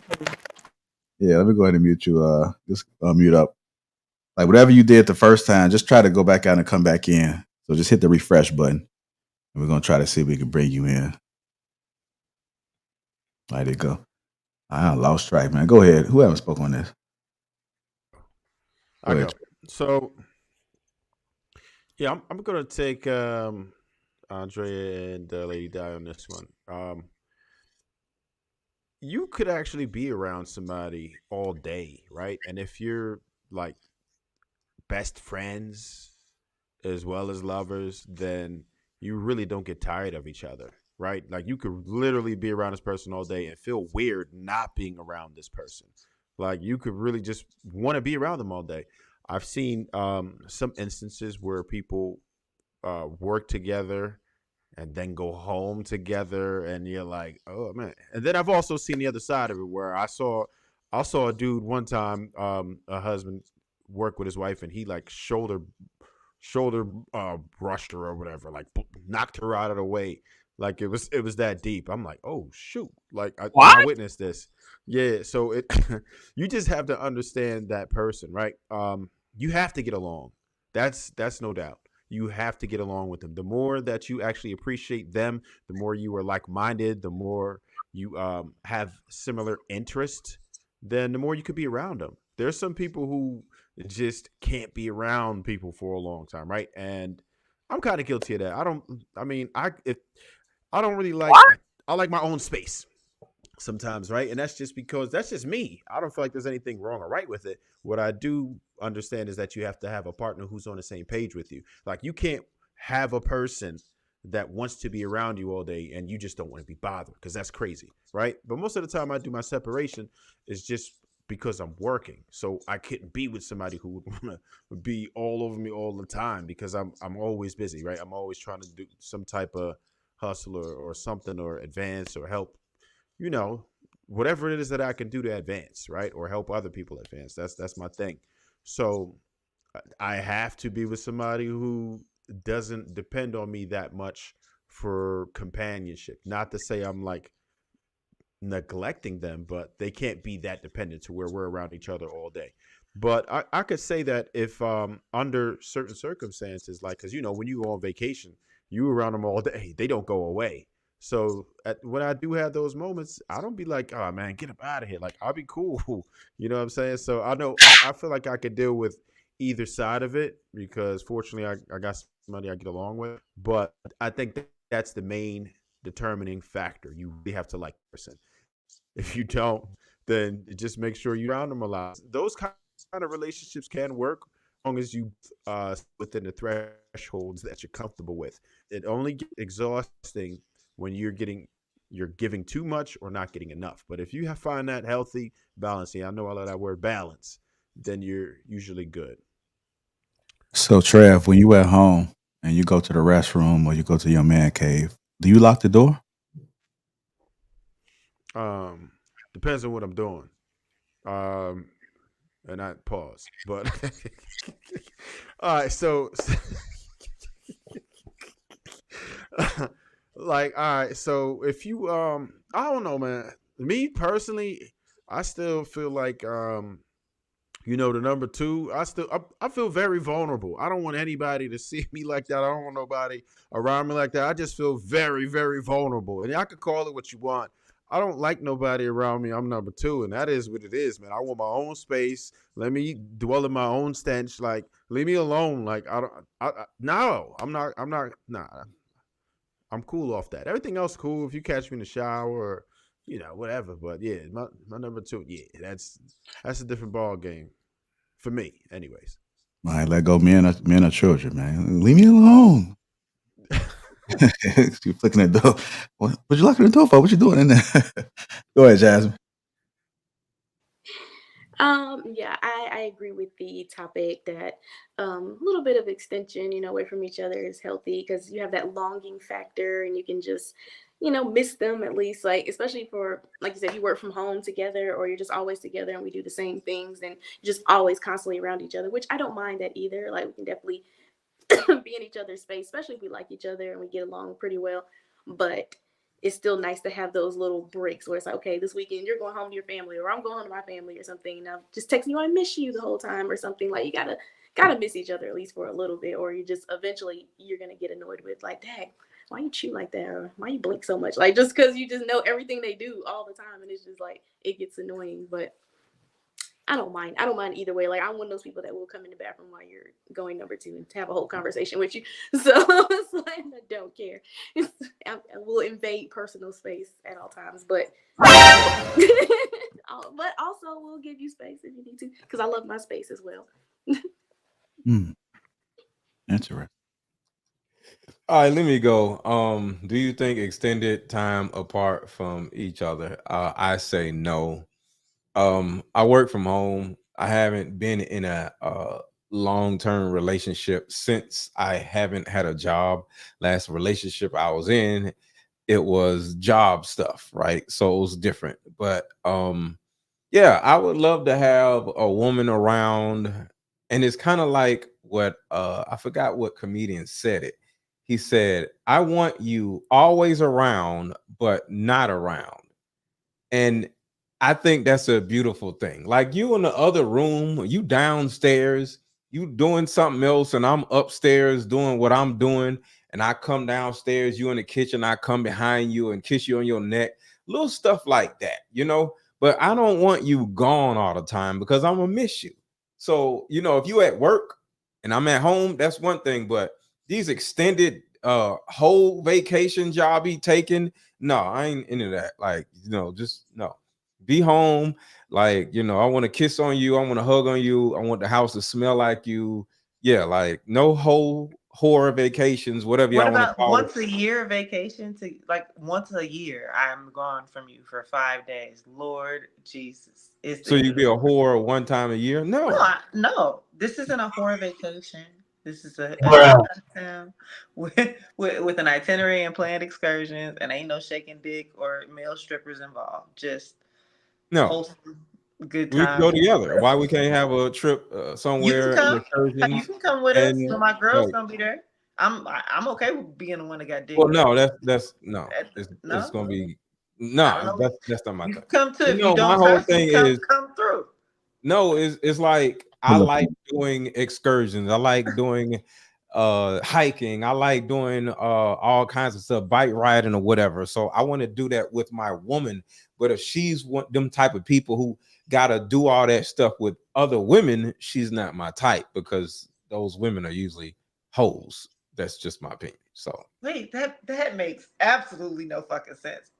What are Women you talking who about? zip line alone are hoes, but women who zip line with their men got that shit together. exactly. Fuck Go zip no, lining that shit is with crazy. your No, that man, shit is not crazy. with no That shit is hoes. wildest shit I heard tonight.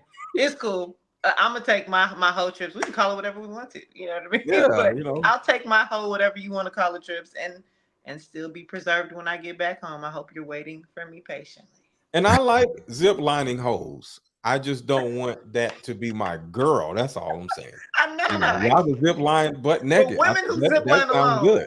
don't get good men. Don't Huh? zip line with your girlfriends. No, zip line Don't with zip your line on man. vacation with your friends. You gotta When you get your man, you and your man go on vacation. Y'all have fun. Y'all go zip line together. and you still All I'm have saying. friendships and relationships Y'all ain't got to go to no other outside of your country. marriage, That's all I'm so that saying. you're healthy in other I'm relationships. not saying don't hang with your female friends. I'm just saying don't go. Don't travel with them. Yeah, don't go on whole trips with your friends. That's all I'm But saying. if they're married and happy in their relationships too, They probably hoeing too. All y'all hoeing. If we happy, why am I hoeing? Like, what are you not doing if I gotta go Y'all on don't vacation have and to go be visit happy to Jamaican hoe. dick? That's the thing. Do you know that? Let's bring this back around. The only No reason I'm going to hoe Jamaica ever and said fucking a young nigga I'm is because finna you're not hoe laying because pipe at I'm not home. happy. Then I'm like, okay, let me go get my groove back because this nigga's not doing what the fuck he's supposed to. But I can Holding go home and happiness has nothing to and do be with it. happy because he's still taking care of everything. That's just like a man. We don't have to be unhappy to want some ass on the side. Hoeing has nothing to do with happiness. As long No as you don't man know got a about it. prostitute because he was sad. As long No as you don't man know got a about it. prostitute because he was sad. He had a prostitute because his dick was on hard. If I'm happy, why am I going? Because I I'm like just, to go on vacation. I travel often with my friends, with lovers, with other people. It's not one particular person that I'm strapped to when it comes to traveling because I like to see the world. And it's maybe okay. my It's man doesn't okay. want to go to Europe with me. Maybe he doesn't want to go the places Don't that put I her want to next go. to me. But my She be girls taking want to. all these trips. Like, No. I can't do. No, it's cool. It's cool. It's just not my thing. That's all. No, But no, respect. I like being Respect. around my woman. Yeah, I love everything about being in a relationship and being Do with a you woman. get to take male golfing trips or trips with your boys? No, I don't really do all that. If it's a trip, it'll be a business trip. But a lot of times Oh, when you don't take trips with your male friends. I do tour dates with my friends. So we making money. So I do tour dates with tonight's conversation. But as far What's the makeup of that room, Mr. Lego, for tonight's conversation? What's like the man to woman ratio for tonight's conversation? 5,000 women and us. What? But it's work. Yeah. And it's not. We're not we're not in the Bahamas or nothing. We're like in Philadelphia. You know what I'm saying? Most of those women come because they don't have a man, or they're like seeking relationship advice. They seeking relationship advice. They trying to find a man. And So they're looking 5,000 single women looking for a man. Yeah. Okay. And they're looking for seeking advice. relationship advice from you. Yeah, looking for advice. Yeah. All right. Well, Yeah. that was enough for me. All right. Go ahead, sweetie. Go ahead, sweetie. I forgot what the hell the topic was about. It's about It's running at the bottom of the screen, sir. I just been sitting here listening to y'all trip out, man. I don't know. I don't have that experience. Me and my wife, we literally work side by side with each other. Like every day, she's like 5 feet away from me because she does hair and I cut hair. So, I will say that we do. To Mr. Lego's point, like she does have her own thing that she does upstairs. She got a whole craft room. I'm down here in my man cave right now. I do this shit. And then every Saturday we have a date night where we do the shit that Andrea talk about, drink, play card games and shit, smoke. Then once a month we go out somewhere. Then Sunday night we got family nights. You know what I mean? Where we bring the family together. Her sisters and them come over. We have either Sunday dinner or have a movie night or some shit like that. We just be kicking it, but we regular folks. See, that's what a marriage is supposed to be. That's dope. That's really dope. Sounds nice. Playing spades, It's got on me folks now, over, right? hanging out, eating, drinking. Yeah, that's what marriage is supposed to be. Not all these whole vacations.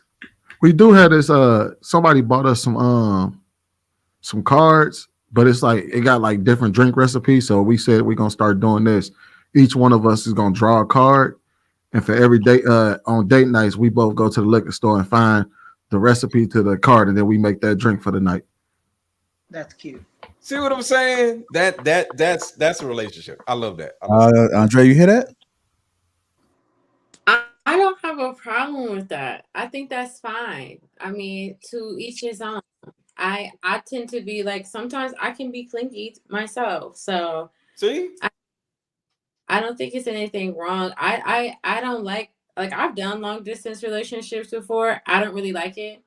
I also feel like men are physical creatures, so they're very much like out of sight, out of mind. So I understand the game and I understand how men operate in most cases. So I feel like, yeah, I don't really like having that much space when I'm in a relationship. So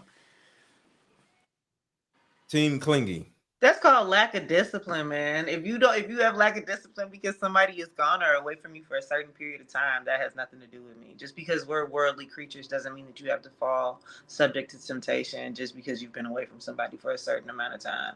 And I'm not saying that that's everyone, right? I'm just saying like you put your work to practice. Like put it to work, right? Like make sure that you know exactly what you have going on. And sometimes it does have to be put to the test to ensure that you're capable of doing the right thing. But we talking about, so like men and women are very sexual, right? So if you're so far away all the time, or you plan to be away, then it's not natural. Like, not saying you have to be with your person every day to have sex, but we do understand that men are very sexual. So should you, and that's what y'all should be doing. If you are away all the time, then you expect him to just be on rock hard for 10 days. You know Looking what I'm saying? dumb. It's not natural. What I'm saying is, I'm not saying that he has to go and cheat. I'm not saying that. I'm saying that it's Dick not discipline. Dick natural. discipline is huge to me. I don't know. Dick discipline is huge, and because this isn't a, like I said, this isn't a lasting thing. This isn't like me. This is going to be the rest of our lives where we're living many states or many moons away from each other. If this is temporary, I do expect you to have a certain level of discipline. If not, I also understand you being human. As long as I don't know what the fuck is going on, as long as that doesn't pose an issue to us once we are fully committed and in a situation where we're near each other, then I'm fine. It's just, yeah, I'm realistic in knowing that you're a man, especially if we are having sex in the in between. But I'm saying like business. So like if you going on business or for work, that's different. But like if you planning to go on a vacation, a sexy ass vacation, that's what it is, and you not Yes. including your man. Like I would never go to Jamaica. Like let's say I went to a place that my husband never been to. I'm not going there until at least me and him go first. Like Thank I'm not you. trying to so that's not. explore But shit with friends first. You know what I mean? Like Right. me and him, it's a sexy event. We about to go Thank together, you. and we're gonna Thank have you. fun together. Friends could respect. come, couples, like you know what I'm saying. It could be like that. Yeah. Y'all out there zip lining butt naked and it's just a bunch of women. I'm What a the hell? traveler, and I would like to be with a traveler. And Yeah. for that reason, I would hope that me and my spouse have already been a multitude of places. So then when I do say that I'm going back to an island that we've already been to, and it's just for a brief time No. with friends to enjoy myself, No. that wouldn't pose an issue. No. Because why do we have to identify girls trips with y'all just be like with women being just fucking hoes? Like, Cause y'all be doing everything in hoes. our business doing. Cause y'all I be don't know about all hoes. that. Maybe All that's I'm the women saying you deal is, with. Like, I don't know, because I've been out of town with many of women who don't necessarily have to participate in any sexual activity to enjoy themselves while they're out of town. Like, I guess it depends on the type of person that you're dealing with. And for me, I don't deal with bitches that's going out to fuck. I'm not saying that they can't. I'm not saying that I'm gonna judge them if they do. I'm saying that is not their intention when they go on vacation. A lot of women are genuinely go to do the things that you said you would like to do, to Which experience the is city, fuck. the culture, to do touristy things and enjoy themselves. Like And this fuck. whole vacation shit, like that's just And because you suck can't. penis. You feel like you have an insecurity within yourself. You can't trust yourself, so you can't trust your woman. The only reason That's not why a me problem. That's a you problem. the I only reason have why discipline. I have discipline. So if I have discipline and you know me and you trust me, then you know that Jamaica for 4 days isn't gonna make or break my marriage, my relationship, or anything that I have going on. I'm No not gonna ma'am. risk some shit over getting some dick in Jamaica. No ma'am. It's the not gonna happen. only the only reason why I prefer my wife not to travel outside the country alone or with her friends is because I'm not there to protect her. That's beautiful. I can respect Right. it. That's the Yeah. main reason is that I don't trust nobody. We done seen too many instances of shit. Hell, homegirls turning on each other, leaving them behind, women coming up missing. So like I prefer to always be there. You know what I mean? At least I know that she got somebody there that gives a damn about her. So And it's just not But what married women women do. travel solo and safely all the time, and I do appreciate and But you respect gotta the understand this. ideology of a man being there to protect the woman. But I mean, I'm not gonna lie to you. Like, I know it doesn't always work this way, but when I go out of town, I'm paying for a concierge. I'm paying for someone to for a host at the house and a chef and people in security to ensure that we're safe, depending upon where we are and what the risk level is. And not only that, Look, the you man that can I'm say with, I'm whatever sure it is that you want to say. This is only what single women do. Don't no married woman do all this shit. Okay. So just stay single and live your that's life. And that's all we unrealistic. saying. In That's all your we saying. world, in whatever world you live in, That's all we women don't saying. do this shit. But That's realistically, all we women travel saying. Ain't no solo, life of couples, mine with their going to no friends, random ass with country with travel no groups, goddamn a body. multitude of Nowhere in things hell. who are faithful. and aren't led by fucking temptation. Y'all just can't trust your fucking self. And you Stay don't want to trust women single. when they Just go enjoy your outside. life being single. You want to be That's forever not a me single. problem. And Well, hopefully, I will be with a man who is solid enough Stay and secure forever enough in single. himself, It's okay. and he wouldn't have to worry about those things. You know Not what's when it happening a lot tonight? It seems as if that most of the women are suggesting that men are inherently far more sexual than women, and that's a lie. The opposite. It's a lie. That's a lie. That's a lie. Y'all are I've heard D-discipline getting thrown around. I heard people temptation and this and that. Like women aren't tempted. Like y'all can't tell me that because I know the other side of it, right? I got a lot of women friends, and before I was married, y'all already know what it was. And what I'm here to tell you is that women are more selective about who they smash, but they smash it. We're not even trying. Smash it. We're not even trying to hear that. And I know what happens. I know what happens when women leave their zip code. The main thing that stops women from doing a bunch of hoeing is the fact that they will be judged. But they know the further they are from their home, the less the likelihood that they will be judged. Fucking. And we're not going to say anything in absolute. But stop it. If we're trying to suggest that women are innocent when it comes to sex, we can't do that. Can I tell Don't push you? that type narrative. Can I tell you some real shit? And maybe this just is what it is. You know, I unrealistically did not know that I planned the majority of my trips around my cycle last year, and I went out of the country a few times. I went a bunch of different places, but because I wasn't worried about sleeping with someone, that was not any of my concern. You know what I mean? Like I thought about it later in the year, like Jesus, for some reason, even when things shifted with my body, I was like, I keep planning my trips around this time because it didn't even set into me because that's not what my interest was. I was not interested in going out of the country so I could find a motherfucker to fuck. I told y'all I could just in case. somebody right. Yeah, Pineapple, you just shot your own point in the foot. It sounds like just in case. Somebody right here. It sounds like a just in case to me. And she already said she like big black niggas. This big black nigga. You see a big black nigga, you were like, oh. Hold on, wait. Look, her body said, nope, not today, Satan. And that's okay, because that's not what I was life. Just going don't be with no man and just stay single and live your life, because ain't no man finna put up with that bullshit. Oh, that's funny. And if that's what's for me, that's what's for me, and I'm okay with that because my life is not bad. But you know, whatever. I just don't I didn't shoot myself in the foot because what y'all don't realize is that women don't have to go out of town to fuck. Women do have to go out of town. No, they don't. So they won't get judged. Fucking your friend, your cousin, the nigga on the fucking corner who cuts the grass. They could be fucking anybody. While y'all sitting up here worried about me when fucking you go out. Okay, you already know it's I different. could be fucking the fucking Y'all trash man. Look, and the reason why you have to go somewhere else. You're so worried about it happening on you don't vacation. fuck everybody already in your city that you want to fuck. Fucking the pool boy. Like when are we really Stop concerned it. about Stop the only it. time we're worried is when she wants to take a vacation. She must need some dick. Fuck out of here. That's some bullshit. Just stay single. Everybody on the panel disagrees with you. I don't have to go out of town to get dick. I don't care. My point. Live your no life. Woman has to go out of town to get dick. You don't have that to doesn't make tell us anything. We're accepting. Remember, I believe in acceptance. Everybody disagrees with you. Y'all are insecure and lack discipline, so you don't trust women when they decide to take trips with friends and have they fucking shit together. Like it just makes no sense. Now, if you don't trust her friends, that's one thing. But if she's in a wholesome group of individuals that you trust and love, and you guys have a wholesome home, you guys are all married. That's what they call wholesome homes. Look for. If that's what you're looking for, a wholesome bitch, I don't know what you're looking for. Whatever Pink it is, pineapple. if you got that. Your name is Pink Pineapple. Pink Pineapple. But what? How many trips did you take this year? Well, not this year, last year. 7, 12. Oh, let her answer. I probably took 10 to 11 trips last year. How many? Hold on, wait. But I went out of town for work. You gotta explain it. You enjoyed yourself, right? Yes, absolutely.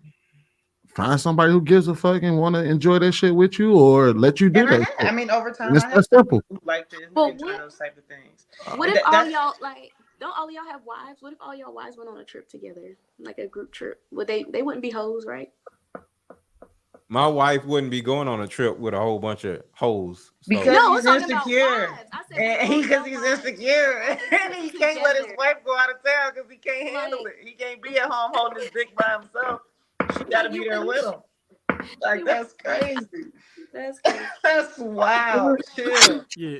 Chill. If I can't have 5 days away from you, Jasmine, why can't you and your man go to another trip? I mean, another country and go zip lining and all this stuff. 1,000 trips. Can you baby. wait? We run out of Can you wait?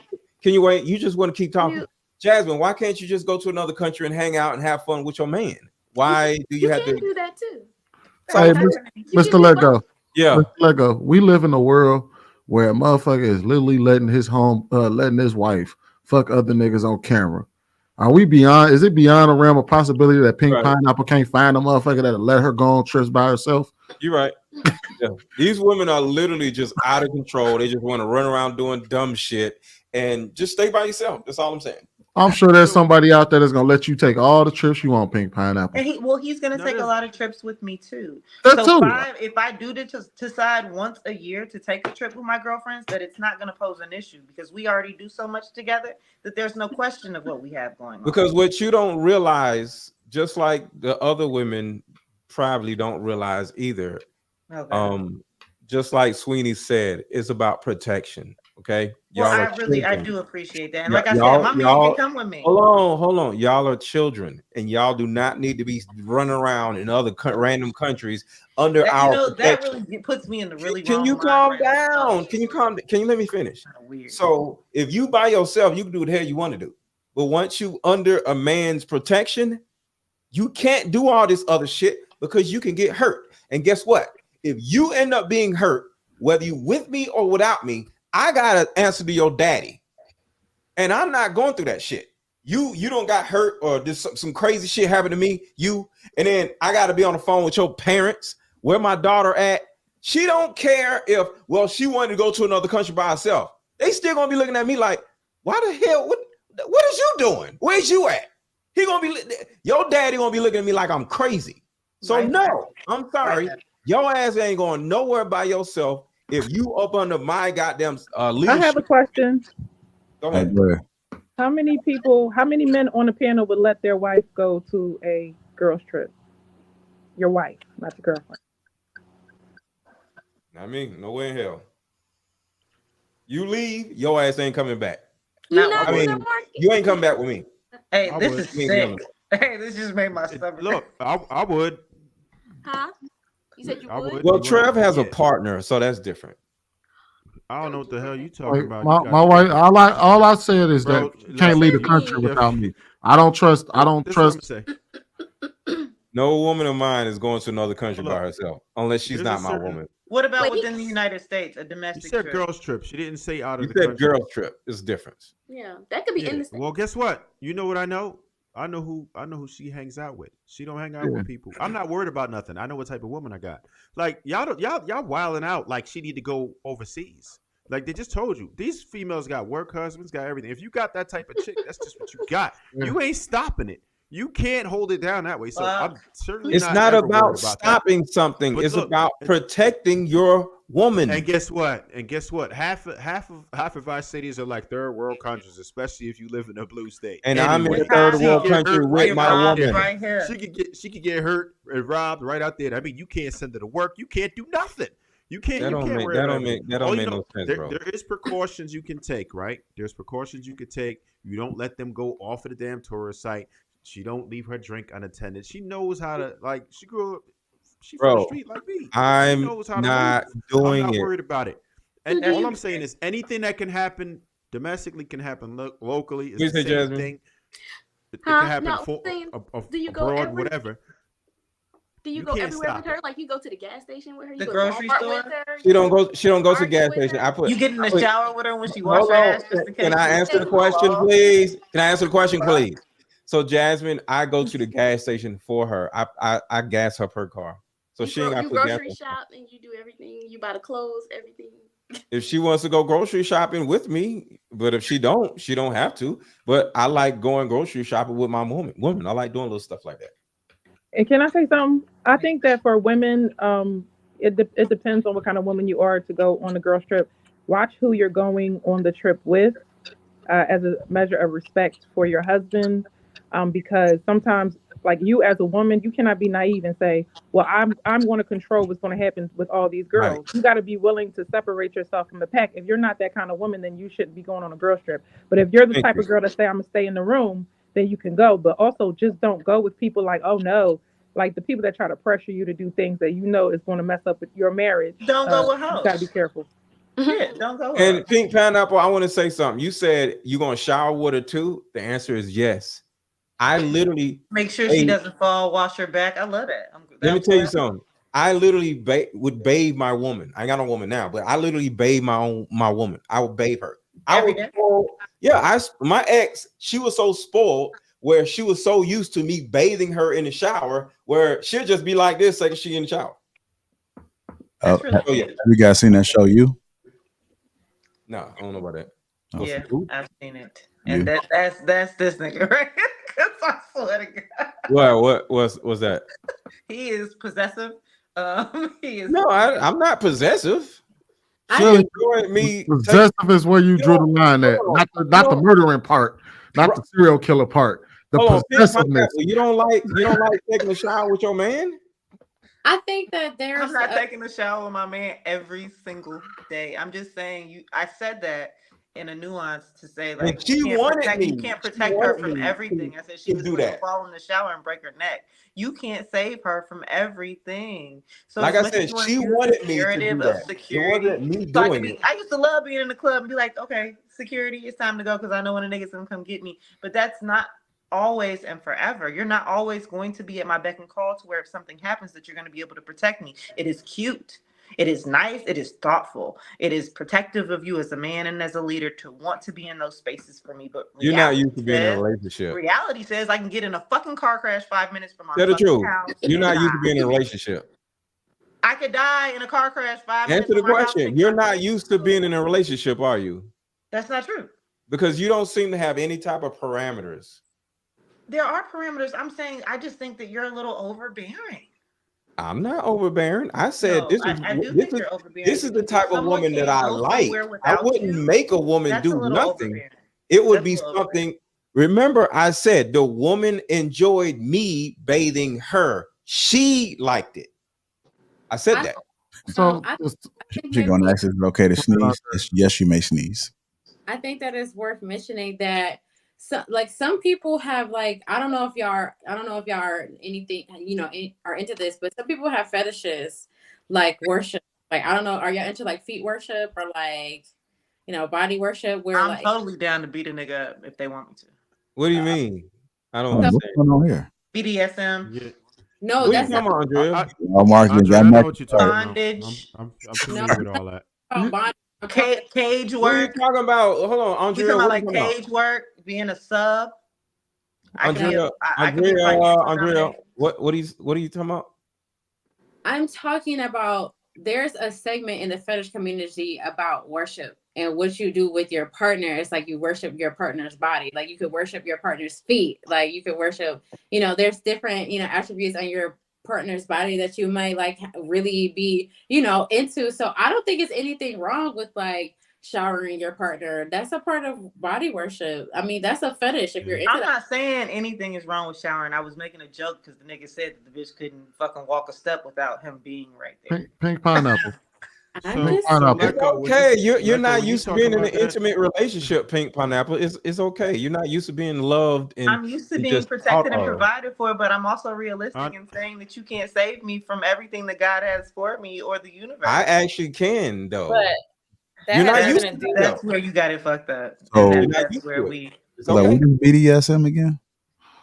Yeah, BDSM. You want to get tied up? You want me to spank you? You want me to eat you? Step on your nuts? Sadomasochism. That's what BDSM is. Yeah. Sadomasochism. It's nothing. So let go do ass worship and don't even know it. Y'all know how. Yeah, is it something called eat booty worshiping? I do that. Like, yeah, that's ass worshiping, and that's a form of it. Yes. So I do tire worshiping. So between last week and this week, right? Mr. Lego has been very headstrong about respecting boundaries, right? and respecting the decisions that other people make, Mhm. and went to bat for Andrea, and I commend him for that. Mhm. Why are we trying to convince Mr. Lego that the way he feels about his boundaries is wrong? What are we talking about? Boundaries? We're not talking. One of His boundaries or his woman's boundaries? Well, or you're both? making fun of me enjoying being around a woman and protecting her and taking a shower with her like you never took a I'm shower not with a making dude. fun of you for it. I'm saying that there is And it's a hurting line. You remember how earlier I kept saying let Andrea beat Andrea, leave her alone. That's what she wants. If that's what it requires in a marriage or a relationship, that's what it is. Let me eat what booty. it Why and are we trying to fight him to convince him that what he's doing is Exactly. something otherwise? Leave So that my shit thing is that it alone. is subjective and that it's not always required, and that some people are okay with it. That is But my it's what community. it's what You all don't of us have to on the be up under panel, your except for woman's ass you, are okay 24/7 with. if you trust her and love her and know that she's also she's covered prayerfully. She's covered by you and everything that you have going on. That she is protected, like divinely. If you truly No, believe these things, then that's you wouldn't bullshit. feel like You you have still trying to convince him that what Still he's trying to convince me. I'm not trying Leave to me convince him alone. of shit. I got my stance and what I believe in, and my Let's belief Leave me is that alone, yes, pink pineapple. protect and provide. But I'm not. I would just would not be with somebody who couldn't understand if I wanted to take 5 days out of we my life. understand that. Well, just We stay understand that. single. Family. We keep saying that. We keep saying just stay single. You keep wanting to argue. I can We still don't want a care. man. I can still want a man and want to But take we a trip don't with friends and care. and I don't We don't care care. we at the about top of the hour. showing We at the your top of ass the hour, or shit. y'all. We at the top So, of the hour. We can finish. question, Pink Pineapple. Would you act differently after you're married on these girls' trips? Would you No. kind of reserve yourself or behave No. yourself? No. Who's saying that I'm not behaving myself to start with? Like, She's saying she'll cross that bridge when she get there. She ain't there yet. no, because We my don't thing is, know. She don't know. I have had respect for people that I am dating while I'm on vacation on a regular Right, Lady basis. Di. Like, because I'm not, once again, I said this, I don't go on vacation to get dick. I go for experience. I go for culture. I go for learning something new and seeing something new. I go just for that, or for sports. Like, it's one of the two. Like, I go for one or two things. So I'm never, and I'm usually with my friends, and we share rooms or Airbnb. So it's never any like space or place. Not saying that I couldn't go get some dick if I wanted to, but that's Let me not ask what's y'all a on my question. mind when Hey, I go out of we're at town. the You top know of what the I mean? hour, Like, y'all. We're at the I top don't of feel the like I hour. have to scale anything down. If Okay, my ladies, man would just a prefer that I'm question. modest If in you would my like, bathing wear, hold I would on. do that. You know what I If mean? you Like, would, if you would prefer that I'm a little more modest in my whatever it is that I have on, I have no problem being that way, because no, I'm not gonna be somewhere with a thong bikini on without my man. Would See you what I'm drink saying? less? hold Would you on. drink less when you're on a trip with girls? Yes, because I feel like You I'm a swear? Virgo and You I'm swear? protective. So I always want to make sure that somebody is cognizant of what's going on when we're out of town. Because Now, I ask the ladies a question. So, if you had a man that loves you and you love him, and he's like, "Yo, I don't want you going to another country with no hoes or girls or whatever on no girls trip because I can't protect you," would you have a problem with that? Uh, I wouldn't have a problem with that, but it depends on the man. Some men don't have a Andrea? problem with it. Okay. She would. I will feel like you just being possessive and trying to dress it up and put I some sauce already know that. you want to be protective when But you would you not go though? Excuse me, I'm not done talking. Would you not go? Excuse me, sir. You're not listening. I think it really depends. Like, if you're really willing to like be honest and open with me and just be a man and say, "Hey, you know what? I'm not gonna lie and sit here and tell you it's about protection when it's really about the fact that I'm extremely possessive of you and I don't know what I'm gonna do without you." Then I'll think about it. See, there we go. Respect. Jasmine, I love that. Would I not go? If I know my friend is a hoe, then I won't go. See, all the women agree. So that's all I'm saying. So all That's the men, bullshit, because you're suggesting that my friends are hold on, hoes. Pink Pineapple. All the men looking at you like you crazy, and all the women looking at you like you crazy. That's all That's I'm fine. saying. You can look at me however the fuck you want to, No. cross-side, up and down, and sideways. Let me tell you something. If you're gonna be suggestive that my friends are hoes, that's on you. Pink That's pineapple. not how we played this out. You don't know who my friends are, how Listen, they move, or what listen, they do. listen. I'm sure. Listen, Pink Pineapple. Agreed. There's a guy out there that will let you do all that shit.